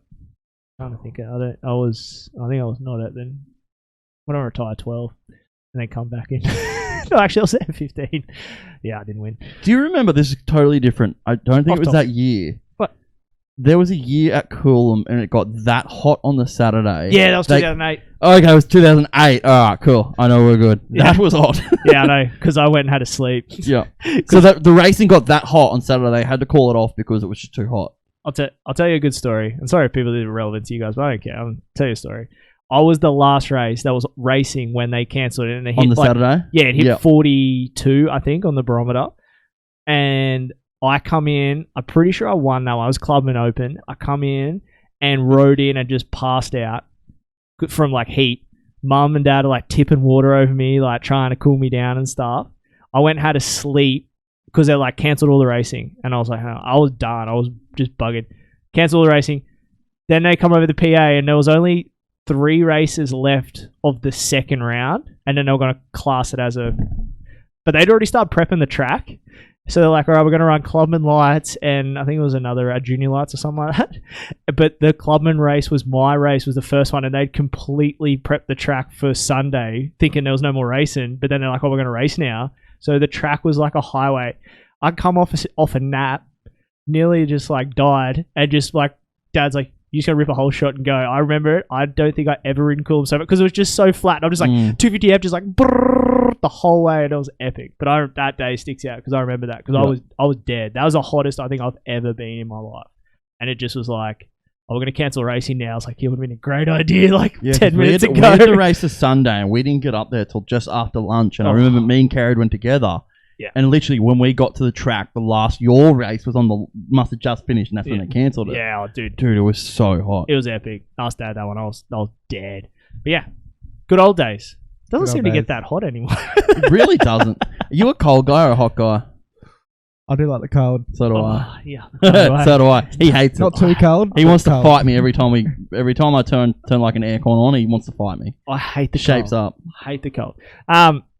So what was the first bike you got? Pee-wee dub. Yeah. Pee-wee dub. P-dub. Yep. Yeah. Do you still have it? Nah. Nah.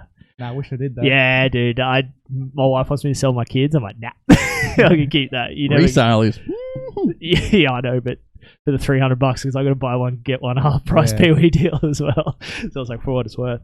So from here, like, what's the aspirations for you? Would you like to go overseas? Would you like? What's the goals for you? Europe. Europe? Yep. You want to do EMX? Yep. Yeah, that's a goal for me. Is to go to Europe. Yep. The tracks over there are sick. A lot of sand tracks too. Yeah, he wants to go to Lommel. Yeah. Let me ask you a question. Is that because you've watched what Jett and Hunter have done? Did you learn more about that side of it because you got to watch their career and what they did? Yeah, for sure. So yeah, that's interesting. I like that. Yeah, yep. That's cool. That's because you're the same age as Jett, aren't you? No, he's a bit older. No, he's a bit older. But did you grew up with him? Hey, I did race him at Coolum, yeah. Yeah. Yep. So you got to see him firsthand. Yep. Hey, and isn't it like everyone's like looking at what he does now, and it's like he was doing that at 65, hey? Yeah. Like he just could wick it up whenever he wanted to. He's sick. That's cool that their story is sort of produced you to go and sort of follow that. That's cool. I like that. One question we like to ask: what's a track? Like, what's your favorite track you've ridden, and what's a track you want to go and ride? Favorite track I've ridden would have to be, Wonthaggi was sick. I think you're the only person who said that. You are the only person in the country that reckon that. It was cold. It was windy, but I love the track. Yeah, that's our type of setup. Except for them whoops around the back. Yeah, I'd struggle with them all day. Yeah. Oh. Yep. And they were nasty looking. Yeah, they were. That's cool. We found one person that liked Wonthaggi. What track you want to go to? I guess. Yep. Ends in Basin. Nah. I was going to go Lommel. That was my second. Yeah, that was my second. He's a sad guy. He wants to go ride Lommel or Glen Helen? You don't want to go Glen Helen, bro. He's been to Glen Helen. I got claimed to Glen Helen. Yeah. Wouldn't know. Never been. Scary track. Yeah. We rode that, both Martin brothers were there when we were there. And coming off Mount St. Helen, it's not like Echo Valley. Like these things are proper mountains, and they're on the limit of clicking up gears going down the hill.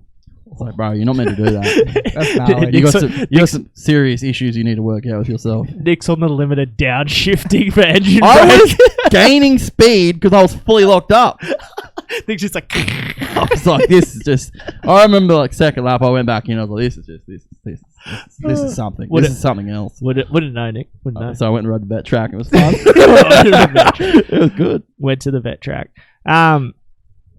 So... Yeah, you've done a bit of Supercross. Mom's not keen on Supercross, but do you have aspirations to do US stuff, or would you love to have a career just doing motocross? If your personal... Supercross is cool. There's always a lot of hype for it. Yes. Over in the US, that's the big thing. The Supercross. Everyone over here knows about the Supercross. Yeah. But, I am a big motocross guy. So, that's why, obviously, Europe is a lot more motocross dominated. Yeah. And US is Supercross dominated. But it would be cool to do both. Yeah. All right. A World Supercross Championship or World Motocross Championship? World Motocross Championship. Yeah. That's that's top. That's yeah. That's good. I think that type of the sport and what they have over there needs to be respected a lot more than it is. Yeah. Because I feel it's Supercross is the top of the level, and just because of the fame about it, I think. But I like that. I agree with what you said there. A couple of questions, Nick. Travis Moore wants to know what other hobbies do you have? Fortnite. No, was it? No, Fortnite. Not mountain bikes. Yep. So, I try and a lot of the weekends, me and Travis go mountain biking. Yep. Well, that's what we do. He's got a YouTube channel. Does he? Yeah. What is it? Plug him. Sorry. Plug in. What is it? What's the YouTube channel? Rain MTV. Yeah.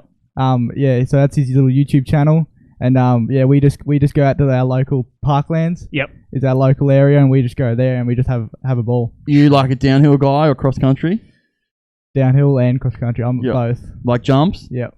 Yeah. Yeah. These moto guys, they're all like downhill bikes. Hugh McKay. Hugh McKay, dude. We had him on a couple of weeks ago, and I was like, just thought I'll dive in a little bit of who he is and what he does. Dude, he is a freak on a downhill bike. Like a freak. Yeah. Like if he didn't make it as a motocross rider, he's solid for a downhill rider. Yeah. Another one. I think Jett Holyhead is just really trying to get himself some hype here, but he wants to know how fast he is personally. Actually, I watched him at Cool. On the bike. Yeah. Yeah, he goes good. He's a shredder on the bike. Yeah. Is he a Coolum bandit? Yes. Yeah. I was setting you up with that though. He was at that that event that. The Coolum Classic. Yes. Yeah. Yeah. He was at that. I was watching him there because there wasn't much to watch. I got. What do you mean? I got to watch it. What do you mean? He was shredding. He was doing a good job. I liked it. Every 6 minutes I got to see someone. Yeah. We got some comments coming through, Nick, because I'm going to keep reading these. You keep going, bro. You keep going. Will Heath 05 wants to know, what was your worst crash? It says this year, but let's go, what was your worst crash? I'd have to say definitely breaking both arms. That Supercross one? Yeah. Is that the worst one to date? Yep. Plates, screws, pins? Plates. Yeah. Yep. Plates in both. Did you know, like, the second it happened? Yep. Yeah. He's got some pretty wicked scars, don't you, on your forearms? Did you stay on the bike? Or did you sort of ride it out and then just tip her over in the corner? How did you go? I don't really know. But so basically, I think I not a good start. Cased it, and then I've kind of arms have gone through, and then I've gone over the bars. And I've landed hands first. She was a big one. Yeah. Yep. Nasty. Yep. No, that's my whole fear. I think I actually remember hearing this, like talking to KJ about it. I'm sure it was you. Well, it must have been, because it was him. Apparently, you love to case jumps on the mountain bike. Called out. We're not gonna go there. Oh, okay. Not gonna go there. I got one before you go. Do you do any other sports? Not at the moment. No, I used to play cricket. Really? Yeah. Yeah, you strike me as a cricketer. Really? Yeah, long, tall, lanky. I used to be a big cricket guy. Till really? Yeah, till Stephen Smith took over as captain. Oh yeah. Yeah. I'm like golden era, like Warney, McGrath, Ponting. Yeah. If you don't go like cricket, sorry, but like I'm that older. I like that was sick. Yeah, we used to every Christmas you just sit and watch cricket all day. Yeah. Yeah. But anyway. Hey, did you know this is the Moto Limited Show? Yeah, sorry, you get to talk about freaking Fortnite and COD. I finally get to talk about something else. Hey, what's your favourite gun in Fortnite? Are you a Scar guy or a heavy AR? Turn him off. Turn him off. Yeah. Gotta get a Scar. Turn him off. But hey, if you want to bring back a scoped AR, I'm happy with that. No. Hey Nick, the guys at KTR Apparel have helped us out for a long, long time too. Hell yeah, they have. We got some pretty cool stuff actually coming from those guys here next month. They've got a new product dropping that we will have as part of the Moto Limited show here. Yep. So keep an eye out for that. A little teaser. It's a little bike wash. Oh, it's cool. It It's funny. There's bike wash, but there's a few other products under the name as well, which I only just realized the other day. Yes. And some of them products sort of, I think I'm going to have to get myself some of them. Going to get yourself some. So the guys at KTR Apparel with the KTR National Lunar Race Team, National Lunar Fridges, Nick. Yeah, it doesn't matter what track you go to. You see these guys, local stuff, state stuff, sunny states, looking very professional. You got the quick shades, got the flags. Everything they do looks friggin' cool, and that's because everything they have is cool, Trent. That's right, and the Middleton family are an epic bunch of people. So go check it out, KTR Apparel and National Lunar Fridges, all under the same brand, and watch out for what we got coming here next month. Nick, a couple of topics I wanted to talk to you about. We were supposed to do this a couple of weeks ago, but that show was massive. Show 50, we had a lot going on. 2 in-studio guests, Ross Beaton on the phone, and we missed out on a lot of stuff. But it got announced that Cooper Webb is doing the Paris Supercross. And isn't it ironic that this happens off the back of him leaving Alden Baker? Yeah. Alden restricts those guys from anything they can do. Yeah. And they make a lot of money doing these Supercrosses. Yeah. I'm not sold on him going. Why not? I'm just not sold on him going. Supercross champ. He's Supercross champion. I just don't think we will see him lined up at Paris. What do you think? I mean, he's signed a contract, but I mean, Contracts don't mean anything. yeah, what are they worth? I mean, I hope so. Be cool to see him do that. So, like, he came to Australia and did AusX a few years ago. Would like to see those guys back here. Yeah. But I mean, they make a lot of money doing that, and there's only a limited window these guys get to make money. So, do you think the Bakers factory and the Bakers program is a thing of the past? What do you think, Jack? You think it's a thing of the past? There seems to be a few of them leaving him now, eh? Yes. But yeah, I don't really know too much about it, to be honest. Yeah, I think it's like, I don't think it's a thing of the past. Like, I think it's just, as bad as it sounds, I think people are just going there to get what they need, and then they don't want to grind it for the period of time that Dunge and Poto and Carmichael did. They don't want to grind 7 years of their career there. Yeah, and what sort of supports in saying that as well was only the matter of 12 months ago, Dungy coming out, and it was looking that he was actually going to race Supercross this year. So, obviously, I don't know. I feel that Baker, dude, he produces champions. There's no ifs or buts. It's straight. The proof's there. But it sort of robs these guys of some of their career, I think. And Anderson copped so much hate saying, oh, you couldn't. And Dino was the same. Oh, you couldn't handle what this training was. You couldn't handle what it was. That's why you left. No, he left because he was happy with his rhythm of what he did. The second he left there and went and did his own thing, what was sort of structured around him, that's when his results started picking up again. Yeah. So, this 83 MX, this 83 compound, dude, there is some heavy hitters at this thing. Heavy hitters. That is going to be the next big thing. Hey, have you been keeping an eye out on social media and the fact that I know what you're going to say. Chad Reed has been floating around a lot? And I don't know if you've seen Ellie Reed's post the other day. It's going to happen. We may get another Reed racing motocross. One round. No, I'm talking Supercross. Oh, I'm talking about this. He's their oldest son. Oh, Tate. Dude, Tate actually looked pretty. I was watching some video today. Yeah, Tate actually looked good. He won an overall like at a C grade at Dade City. And then the post reads, then on the way home, he was watching Loretta's and asked what it would take for him to go Loretta's and if Chad would be his trainer. I'm like, yep, there's about to just go all in. Well, Chad will be on the start gates of a Supercross. I could pretty much guarantee I can tell you which round it is next year. It'll be Anaheim one. No. Oh, I thought it'd be Anaheim. His birthday is a week before, I think it's St. Louis. I'm not sure. One of the rounds on the East Coast. And if Chad was to race that or make a main, he would be the oldest person to make a 450 main event, and you can bet your bottom dollar that he will do it. Yeah, right. He's gonna keep clicking off those.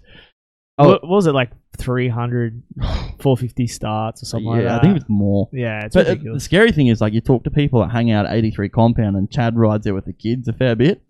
They reckon Chad can still throw it. Yeah. He can still go on that track. Jett comes out and says it. Yeah. You don't lose it, but no. And that's something that, I mean, you got to give, like, what you lose is the amount of time you can do it for. Like, if you go to Chad, like, go out and, like, he was never really that good at it, but if you go, like, just do 5 laps at a race pace with the boys midway through their 20-lap main that they're doing, he could run that pace. But if he tried to do 20, that's where, when being retired, that's what you lose, is the ability to go that for a long period of time. That's what these guys have, but you don't never lose a speed. That was one thing he come out and said was, when all the boys are there and everyone's there, he was happy doing motos. When the sort of season kicked off, and everyone, like a lot of the riders went back to the West Coast, a lot of went different facilities, he didn't want to ride by himself. He didn't have the motivation to go there and cut motos by himself. And that was the factor there of what he thought, okay, it's time to hang this thing up. But we haven't seen the last of him. No. And Jett and Hunter are doing Paris Supercross as well. Yep. That's big news. I'd be interested to see if they ride 450s, though. Yeah, very. Because when Ferrandis has done Paris, he was on 450. Most of the time they go ride the big bikes in Paris. So That was my question. And you see them ride the 250, the new 2022 CRF 250s. Look like a fun day. They look good, those bikes. I was actually listening to the swap. I was listening to the swap one. They reckon the track was just shit. Oh, really? Yeah, it looked better than it was to ride. Aesthetically pleasing, as we know. Yeah. But those new Hondas look good. Hunter, he's going to get himself a new helmet. Yeah. Looks like there may be a energy drink. Yes, on his helmet. A certain energy drink that was meant to get him to another team, but didn't. While we're bench racing. Sorry? While we're bench racing. Yeah. Do you think Jett's going to win this outdoor title? You can say an answer with your heart and say an answer with your head if you want. Look, I would have to say, if he did perform well there for a while. Mm-hmm. Like he was definitely the man there for a while. Yep. And then Cooper's come back. He's come swinging back, and he's put on a show. But I'd have to say that Cooper's probably going to win. Yeah. Yeah. As an Australian, you want Jett to win. Yeah, but sure. If you're looking at it how things have been trending, what's going to be great is we've got Unadilla coming here this weekend coming, and we've had 2 weeks off. The break will tell so many things. There'll be so many storylines coming out of this break. A question I have for the both of you is a question I actually got on another podcast a couple of weeks ago, and this question actually got me into a little bit of trouble. What podcast was that? Huh? Is that the one we're supposed to be doing next week? I mean, this week? I hope Darkside doesn't listen because I haven't listened to the show. I haven't even started. Yeah, I was hoping I was going to steal some of your notes. Nope. That's funny. Jett Hunter. I mean, I call them the Hunter brothers. That's what I've always called them. I call them the Hunter brothers. Is Jett a generational talent? Who'd you get in trouble for by that too, by the way? Oh, dude, I got eaten alive on social media again. Don't worry about that. Is he generational? Is he a generational talent? He's a freak. Jeterational. Okay. He is a freak. Yeah.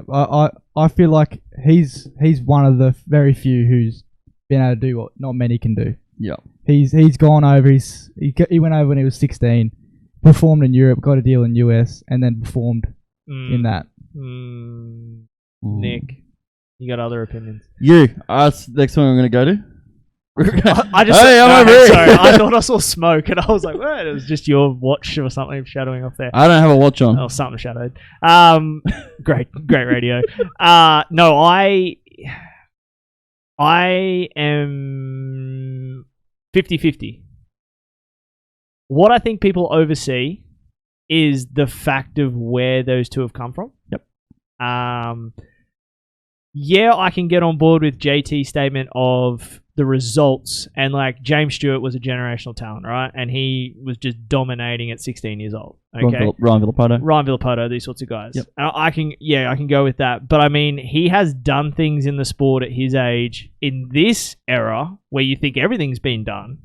He's still doing things. Yeah, his results aren't as consistent and as beautiful on paper as what those guys are.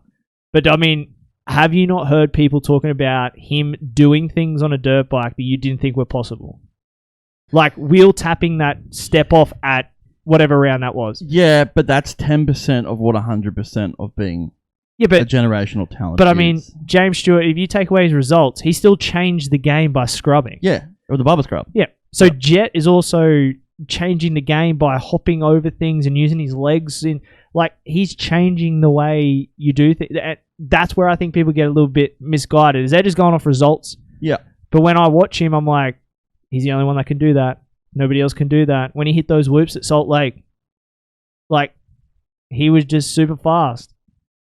And then we remember James, he 2x4s in the forks and just click 7 gears and just hold on. Like, that's what Jett looked like. Like, he has glimpses. The results, I think, are what keeping him from being a generational. And that's what I'm saying. I'm not fully in on the generational because of the results. But what he can do and what he does better that other people can't do, that separates him. That's what's kind of putting him in that middle range. So that's a long-winded answer, and I hope people understood that. But I'm not all in on the generational, but I'm not all out on it. I can see both sides. But results, he needs to be lifted into that category, which is where you're basically at. Is the results aren't there? Yeah, I'm more so. I just compare it to people we put in that category. Yeah. And what they did. Yeah. but I can 100% see your point. It's just whether I had to give a yes or a no. Yeah, I have to lean with no. Yeah, and I would too. But I'm not having a go. I'm not having a go at anyone. I'm the same as you though. I sort of think these guys are gonna get forgotten about where they come from, their story of where it is, and it doesn't help when you get all these podcasts over there, doing these stories with them and not knowing half the stuff. I don't know. I mean, I got something to say, but I don't want to come out and say that yet. No, I won't say it. No, I want you to. It's I guess it's just me being patriotic. And I mean, Americans are the most patriotic people ever, so I guess I can't get in too much trouble. But how we view it here, but it kind of bums me out when barely speak about Australia, barely speak about where they come from. It's all about GPs and that. But without what they learnt here in Australia, they wouldn't have got to GPs and they would have never got to America. And just nothing ever gets spoken about what they did in Australia or anything. Like, our sport isn't huge here. Their childhood, anything. Yeah, our sport isn't huge here. We don't have the greatest tracks in the world. Yeah, cool, great. But they still learnt how to ride. I mean... They still won a lot of championships here. Oh, I mean... And it's never mentioned. Roy's Road, mate. Roy Road champions they are. Hey, has Roy's Road ever claimed you? Oh, I haven't been there too much, eh? Yeah. So, stay away because we have talked to too everyone many. that comes in here and then goes to Roy's Road gets claimed. I don't know about that, but we have talked to a lot of people that have been in here from Roy's Road that got claimed. Sleater hadn't. We had him on the show, but he wasn't in here. Braden? Yeah, but Braden had, yes. But Sleater had. Jai? Yeah, but I think that's claimed Jai a few times. I think Jai's claimable. I don't think that's ours. We can't take that one. Put an asterisk. Put a little asterisk on there. Good guy.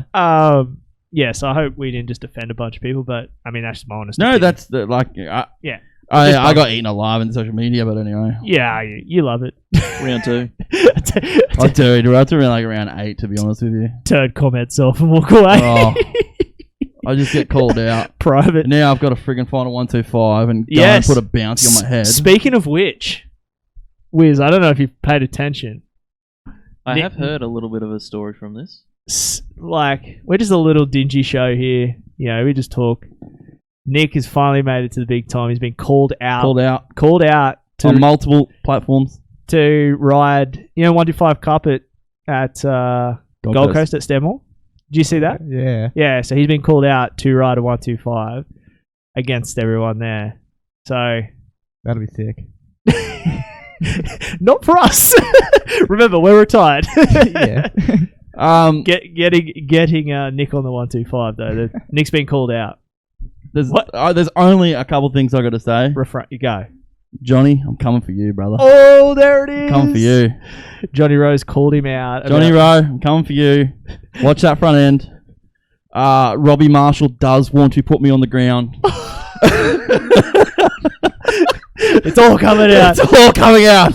Hey, I'm scared for my life. And while we're at it, Kerrod, we need a Gas 125. And or a KTM 150. We need everything. Joel, I need you more than I needed you last time. This is going to cost us a fortune. I need you more than I needed you last time. This is a life or death thing. You know what? I'm so glad, and I'm going to open this up, and it's probably going to happen now, but I'm so glad I get called out on any of this.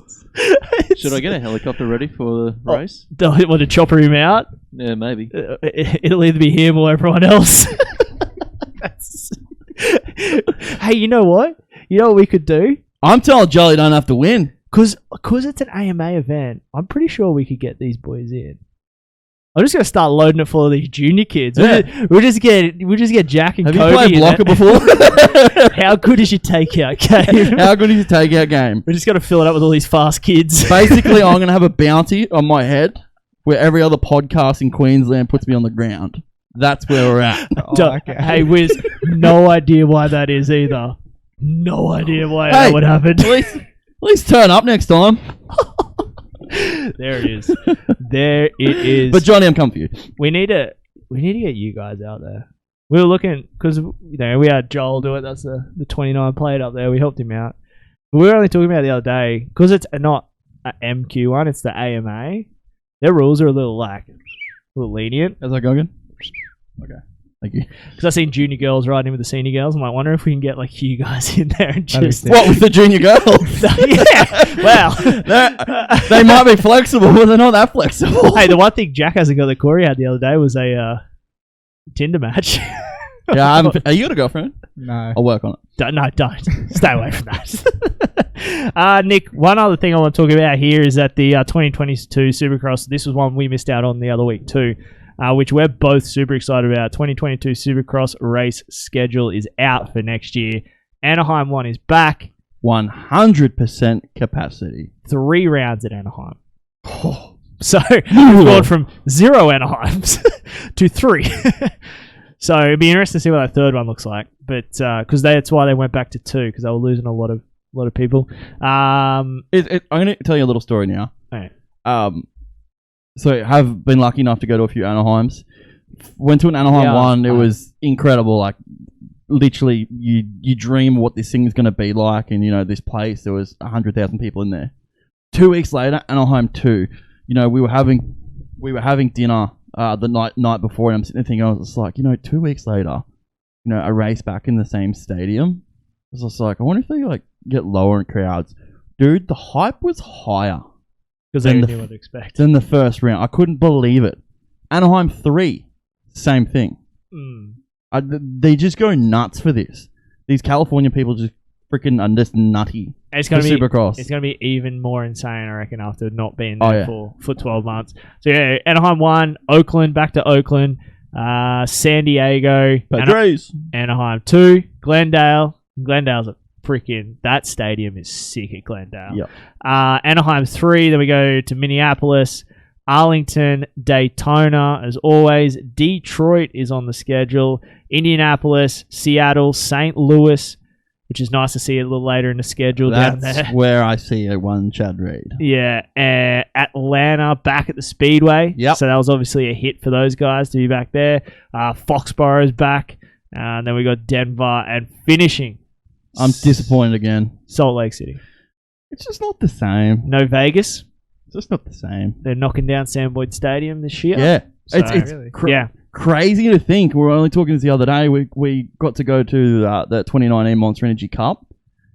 That was the last time we will have got to see Supercross in that stadium, and nobody even knew about it at that time. But we do all remember who won. Yeah. Yeah, we do. My boy, AC9, baby. AC9. Just whipped. Do you remember Monster Energy Cup the year prior? What, when Eli won $1 million? Yeah, no, it's when Eli got handed a friggin' briefcase with $1 million, and Savachi's is out the back going, so good, I got this. And then Cowie screwed him over. Hey, I don't know if you realised. Hey. Big Savachi guy. Little Savachi. I think I figured that out by now. Yeah. You got it? You got it? Got it. Yeah. Do you remember? Do you remember the 2017? We bring this up every show. It always comes up. 2017. Yeah, let him go. No, 2017 Supercross where they lost the title in the second last corner where Osborne blocked past him after the loops. Okay, cool. He's only just born. Well, that's the plate there. We always show everyone that exact plate came off the bike from the. Proud of that. Well, he's not proud of that situation. No, I'm not. Moving on. He's a big Savachi guy. You know who you haven't mentioned this week? Who's that? We were about to go a whole show without talking about I won number 5 Honda. Oh, Gibbs. He gets another mention. By the way, we're going to give him a little plug. I mean, for what it's worth. TLC Recovery up there on the Sunshine Coast. They're another one of those small businesses that are struggling with this whole situation with the pandemic. Yep. We want to help as many small businesses as we can. Go and check out what Kirk's got going up there. It's the same as 547 Performance as well. All the training. You train there, don't you? Yeah. Levi is a character. He's good, eh? I grew up racing with Levi. Like me and him were in Clubby Lights together, and like if you rode off the track after a Club and Lights race, you've succeeded because there is death out there. And man, me and him, it doesn't matter. Like for some reason, there would be like a pack of us, and there'd always be a big pile up. And I could always guarantee that I would see Levi on the ground, I'd see Brad Ritter, and I'd see somebody else. It was just like communal. It's just like, hey boys! Communal hangout. Communal hangout, and it would always just be the funniest thing. Just the one-liners that Levi come out with. You're just like, you're the highlight of my day. You really are. Here's a question. Would you prefer to go straight out of junior into pro? At a state level. Straight into pro. Yep. Yeah. I'll do. Moving on. Sure. Well, because that's been my gripe. You guys, Kobe, these sorts of dudes, you guys ride with the top guys anyway. Like you still train with Shadell. Yeah. A little bit. Like Shadell has those guys out there a lot, riding at his place, Toddy and all that. Like you get to ride with those dudes all the time. Yeah. So like you just go into a national and doing the same thing. Yeah. Like back in the day, we never did that. It's funny you mention it. Like I've got a document on my computer at the moment with all the grading coming out of Sunny States. Nick's the official grader. Yeah. So I'm in the committee for grading now. And yeah, I was bad. I'm not allowed. Wait, they just don't know that we're linked.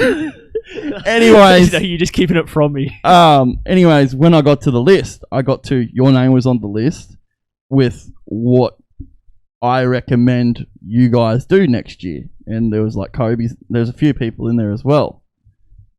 So you'd want to go straight to pro? Yeah. Look, I mean, I guess going straight to intermediate would be good. Like you get that senior experience without racing. You know, your Jay Wilson, all them sort of boys.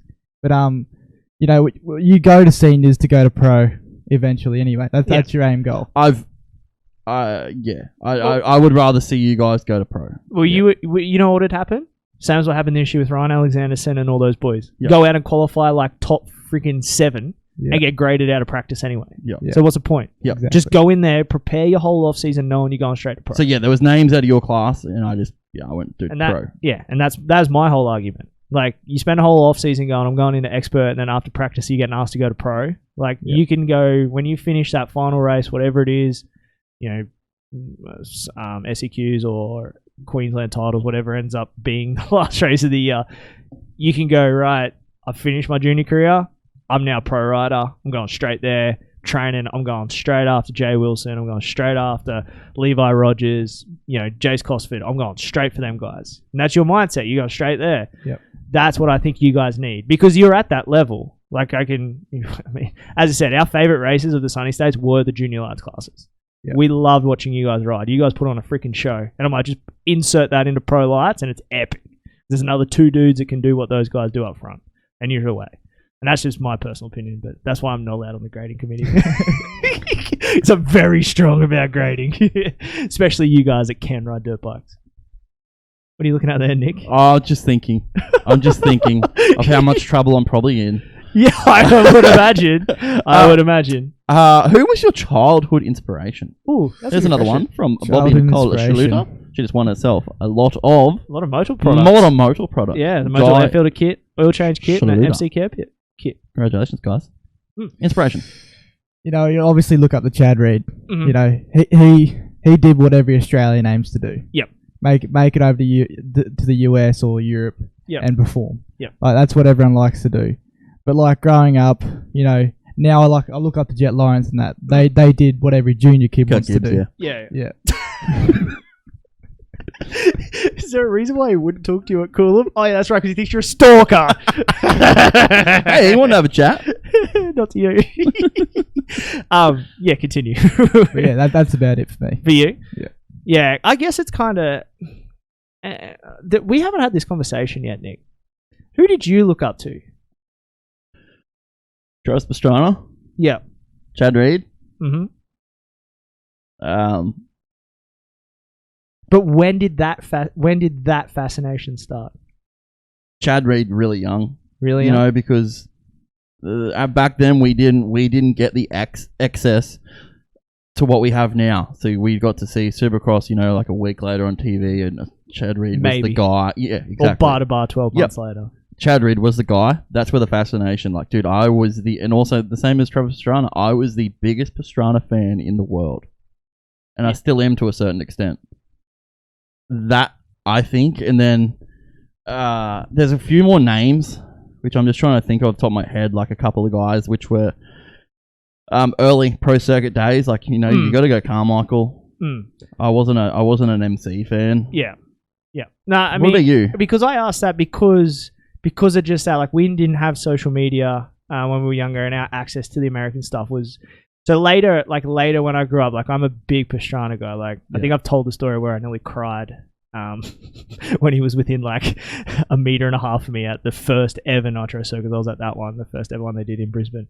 But that was later on in life, like because you got to be able to access a lot of the stuff and learn a lot more about him, and all these movies came out, like the 199 Lives. Like I watched that thing on repeat as well. That's an epic documentary. It's one of the best. But no, for me, like, and I said this when we had Ford Dale in here, those were because I seen them all the time. Ford, Dean Slade, they were a little bit older than me. Travis Regling. Like, Travis Regling was a big idol of mine because I got to see him at club days. Dan Reardon was mine. Dan Reardon. Dude, when he rocked up to Sunny States in his van, I was like, dude, Reardon's in a van. Yeah. Where's the truck? I wanted a high ace. Yeah, like that's what it does. Yeah. That's what it was, dude. I was, and that's something I'd love to hear it because, dude, when I went to a Sunny States, I was just like, wow, it's Dan Reardon. Like, I'm walking behind Dan Reardon or something like that. I'm interested to see if kids these days are like that with people like Todd. I like that with people like Kirk. But if it's not, I feel it's because social media has given a connection to so many of these American riders that they have someone to look up for, and they don't realize. Another one that's come through from Darren Matt, Peter Melton. Oh, absolutely. Yeah. We had Mickey Cook when we talked to, like, yeah, all those dudes. And that what you're saying, Nick, and I'll jump in if I can, is us when we were at thing, we were talking to this with Mike Ward, and he was of the same opinion. Like, these guys, we don't know.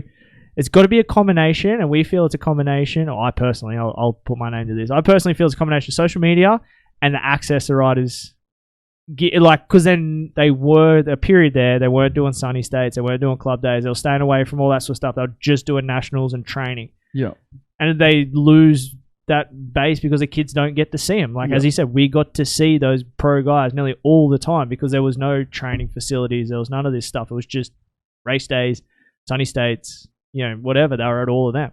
So you got to see them more often. So it's a combination of that and, access to the American stuff so good now, or European stuff. Like, you can follow Jett Beaton every day and know what he's doing because it's right there in front of you. But it's, I feel like it's a combination. The riders here need to really put effort in being I'd like to know, like, kids out there are excited to be, like, meters away from top orders. Yeah, that's exactly right. Like having him around. And I got to see it. This is a bit of a story, and this meant a lot more to me than I can probably talk about, was Trent's young fella. Oh. Seeing Jay Wilson. Did you see him the other day when we were at the track too? Yeah. He clammed up again.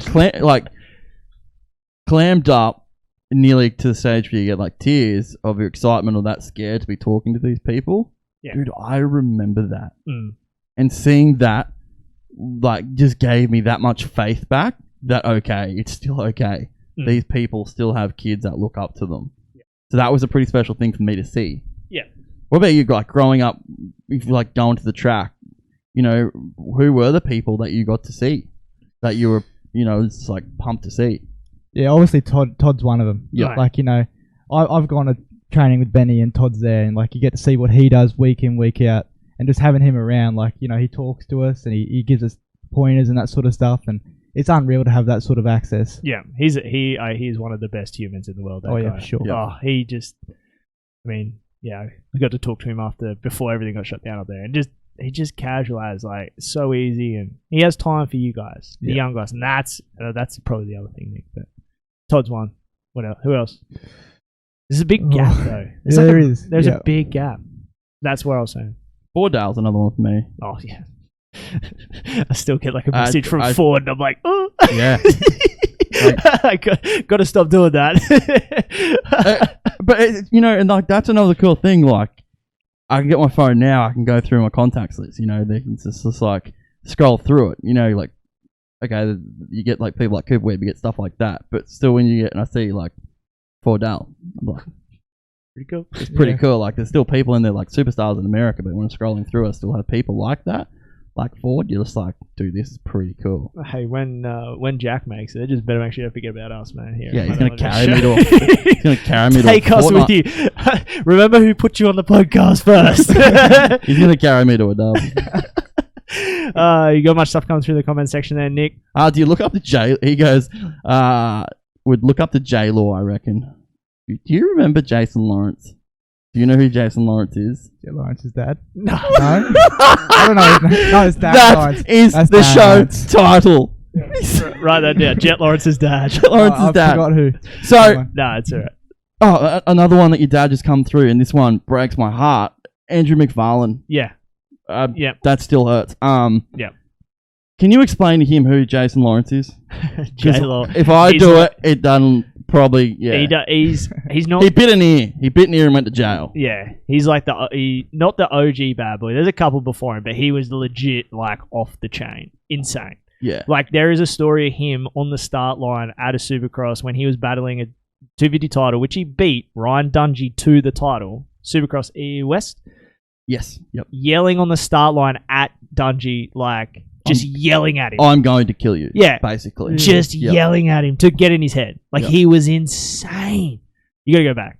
You got a lot of research to do. That's right. I'm going home to do a lot of This research. dude, like him and Villo, man, just had this rivalry, which was just the promoters would not put them on the track together because things like they just loop their bikes out into each other or just spear tackle each other. It would just. I'm sure you would have seen a video of a dude on like a KXF 250 like flick his bike up and like run in a corner where they stop and brake check each other. It's all over. Like if you go to YouTube and look at like. I will show you after. You'll know exactly what it is. Yeah. But this is just the thing. The rivalry these two had. They would constantly just find each other on the racetrack. Yeah. And it would just be. And then he really went off the rails. He bit someone's ear off and went to jail. It's insane. Hashtag let JLaw ride. Yeah. Let JLaw ride again. Yeah, I like that. Yeah, that's another one. Another Mitchell Pond. JLaw and RV wrestling on the track. Yeah. A video that everyone looks at you gets like. I like it though, but we cannot call Jett Lawrence JLaw. Like there's no way we could call him JLaw. I'm telling my kids that it's his dad. Who's JLaw? Jett's dad. Yes. Yeah. There's some sick names. We gotta do some like. It's bad though that like I feel like we got to sit these young fellas down and be like, hey, this is some pioneers in the sport, and this is like early 2000s stuff. Like we haven't gone back to Ricky Johnson and those dudes, like the original bad boy. The bad boy of motocross, Yeah. Rick Johnson. His name was the bad boy Rick Johnson. That's like. What about? I'm gonna throw another name. Tyler Evans. Have you ever heard of Tyler One Punch One Evans? Have not. I think the last time Tyler rode was actually before he was born. 04, 05 would have been his last season. Do you remember him, Brisbane Entertainment Centre, maybe 2001? Yeah, probably. I may have been. Once again, just a bad dude on a dirt bike. Yeah. There's another guy, I'm trying to remember. R.I.P. too. He unfortunately took his own life only 2 years ago, I think it was, which is really, really disappointing. There's another rider in Europe, and he rides these arena crosses. And do you know who this guy is? I don't know who he is. But there's videos of him. There's these videos. I'll send it to you as well. It's just like this 20-minute compilation of just takeouts. Like this guy has one intention and one intention only. It's that the person he is versing is on the ground. Like I forgot who it is. If anyone out there is listening to this now, type the name in there in the chat just so I can remember, because this dude is a freak. You know who I'm talking about? Yeah, I know the dude. Yeah. I've seen it. Yeah, I've seen the guy. He's like he just ghosts his bike into people, like insane stuff. And I mean, chicken. We haven't even talked about chicken. Chicken. Hey, Gavin Mel. Yeah. Australia has so much talent. Now we just need to show the world the work ethic that we're able to deliver.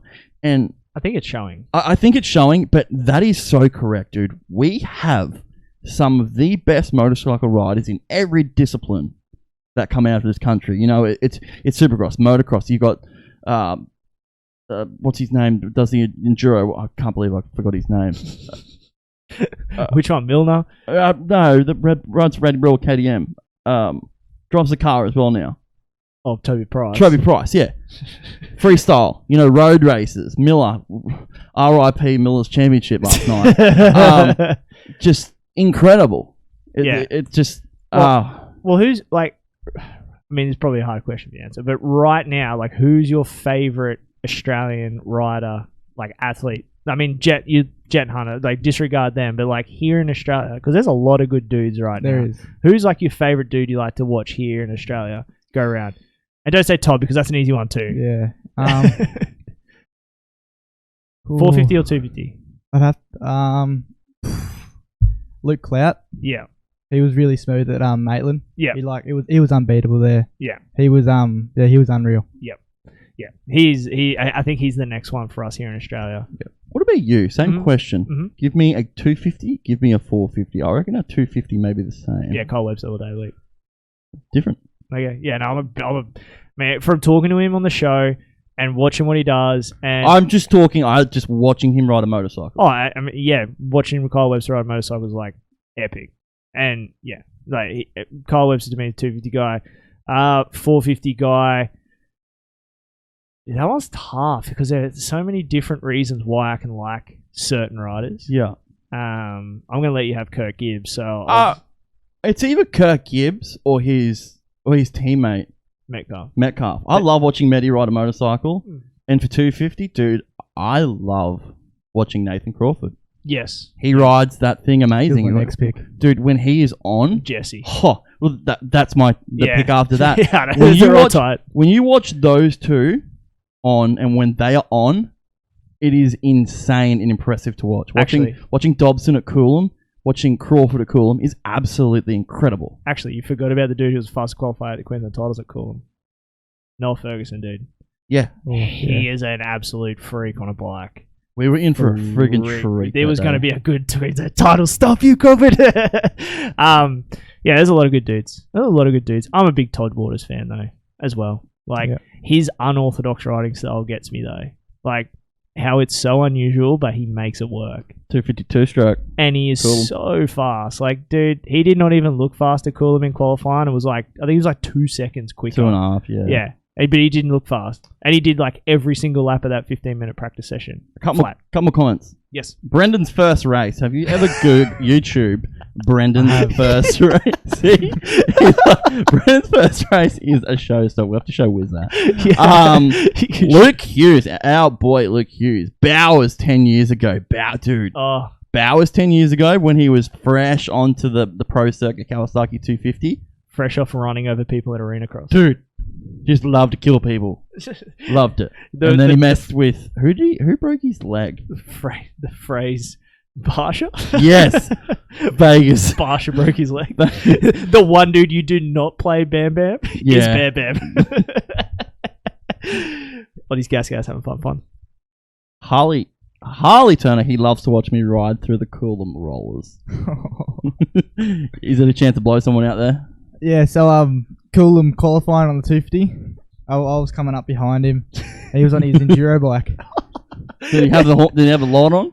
I don't know. I was behind him. And I don't know how he saved going through the rolls. He was just sideways, all the way through. It was unbelievable. Was it one of those ones when you went past, you just looked at him like, I see it. Did he back off and just hold it? He didn't back off. That's the key right there. And then I crashed that lap, and then came back around the next lap. He did the exact same thing. 2 in a row. I couldn't believe it. Harley Turner, congratulations. That's what we want to see. Another one we have here, probably Nicole Shaluta. Whose technique do you think you resemble the most while riding? Oh. Or okay, let me change that a little bit. Whose technique would you like to resemble? Todd's.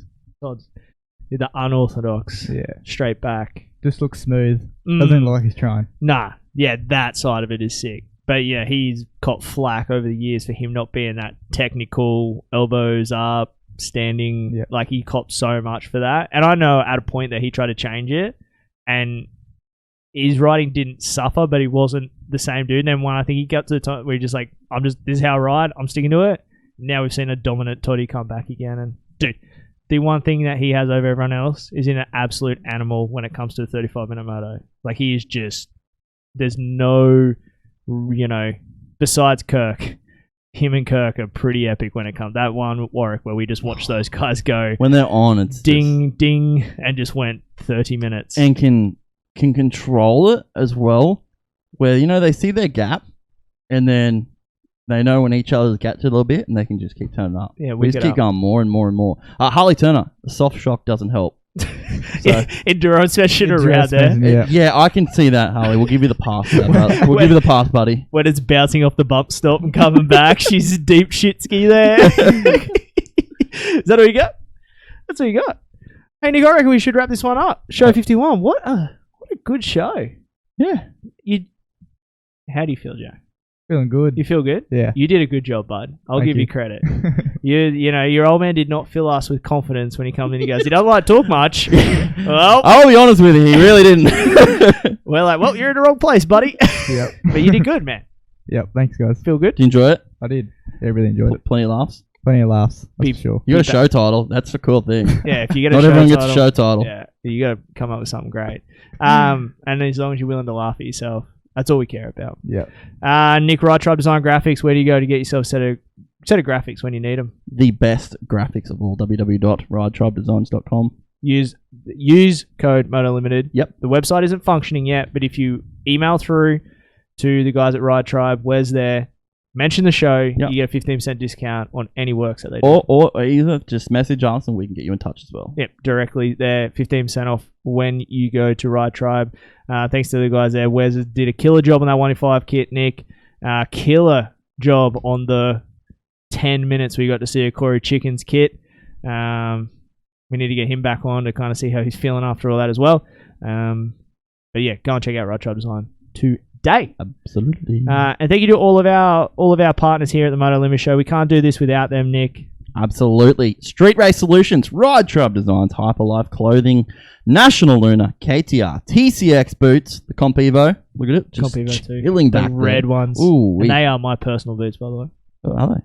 Queensland. I'm still running the white ones. Queensland Bike and 4-wheel drive, Carrington Road, Toowoomba. MP suspension. Send your suspension up there, up on the sunny coast. Go see Paul and he will get you sorted. Might have to get mine serviced. It's been a minute. Polisport Plastics. Darren, if you are listening, I need a set of Polisport Plastics next week, please. Thank you. just making orders on the show. Remember, guys.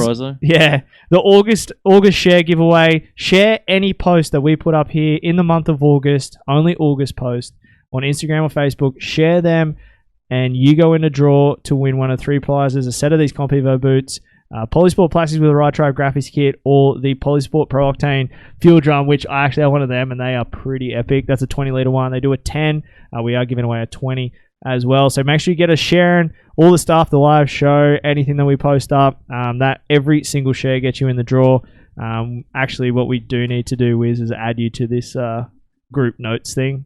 He is in it. Is he? Oh, so you've been seeing me add all the names in Every now and then, yeah. Yeah, when they come through. So make sure you guys keep that coming, and we will be getting that major prize out. We've got some plenty of cool stuff coming down the pipeline as well. Good show. Great show. I've got one last question for everyone. Okay. Obviously. You had your obviously hoodie on. I wear it to work, dude. Do you know how much shit I get for having my name on my jumper at work? Go to MotoLimitShow.com and get yourself an obviously. Yeah, I'll get you some Team 17 stuff. Team 17, baby. So this weekend, the Dilla. The Dilla. The Dilla is back. Peter is back! Buttery!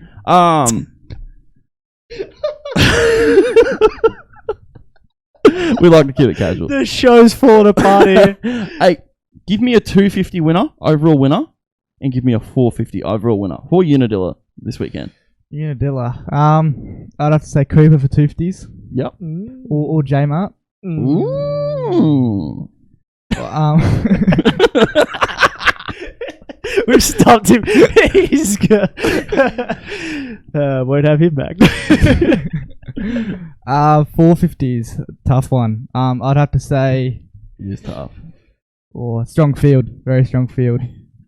Deep field. He's really falling apart, Nick. Dude, he's thinking, and I got a feeling we're not going to get the normal answer, which I like. I love it. Ken Roxon. Ooh. Told you. It wasn't the one you. Okay, so you're going in on Roxon? Yep. All right. Wiz Khalifa. It's all gone to shit. Give me a 250 winner. Give me a 450 winner. I'm torn in the 250 class whether I go J-Mar or Coop.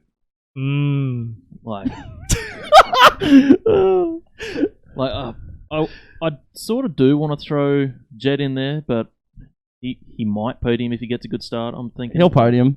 I hope. Hoping. Pick one. Cooper, J-Mart. J-Mar. Okay, 450. You'll go for Anders. I'm actually thinking Eli this time. Ooh, bit of ET3, baby. I'm thinking Eli. He won't get the 1-1. He needs to because there's a pack of claws on it. That's why he's not getting the 1-1. Yeah, because you reckon he is. Yeah, I'll bet a claw on it. Yeah. All right, what about you? 250, 450. 250. Jet's going to rebound this bad boy. Yep. He's coming back. Even though hardpack's not his thing, but he's coming back. And I'm not going past DF14. Yep. I'm going to go J-Mart. Yep. J-Mart is going to take an overall. He's not going to go 1-1. Eli is going to win overall as well, and he certainly is not going to go 1-1. And Christian Craig is going to get on the podium. Ooh, I like that prediction. You know the one I was going to give you a hot take. Give me a hot take. Austin Faulkner does not get on the podium. I hope he does, actually. I mean, this could come across bad, but I'm just going to go here. You know when someone's that good and you kind of like, you're not a fan of them? Things have gone that sideways for him right now, where I'm kind of now going back the other way, where I'm actually rooting for him, being like, dude, I want you to get this back on track now, because I'm starting to feel bad. There's been a big enough black cloud hang over that kid. I'm like, all right. Mitch needs to, and there's a really big change coming in his program next year, but Mitch needs to get a hold of that and take control over it before it's too late. Just don't get caught up in monster girls. Yep.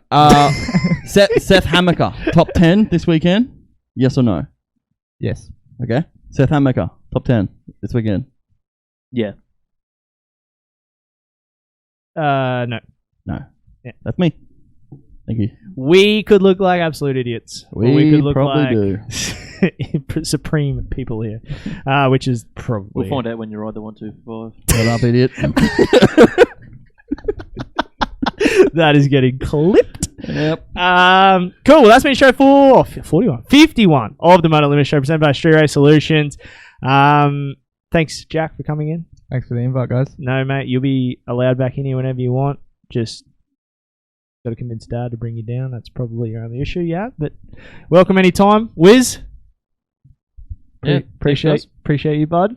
Yeah, thank you very much. Thanks for making us look good on the 1s, 2s, and 3s, mate. Oh, always, mate. And added some logos on the screen. Things are a little bit different tonight. Yeah. I just threw something at you last minute. Made it work. 11th hour, and you're just like, I can do that. That's why we are not geniuses, Nick, and he is. No, he does his best work in the 11th hour. He does. I want to thank Jess and my kids for everything they do. Nick. Hey. I'm pumped to see you, bud. Thank you. It's been a rough week. It's been a very rough week. It is. Believe me, it has. So let's just turn this thing around. Get positive, eh? Yeah, I'm always positive. Everything at home, mate. All right, well, that's it. We're going to wrap up show 51. Thank you, everyone that listens, everyone who watches live. We cannot thank you guys enough for supporting the Moto Limited Show here. We got plenty of things happening. If you haven't gone and checked out the vlog, go to Moto Limited Show Facebook, YouTube channel.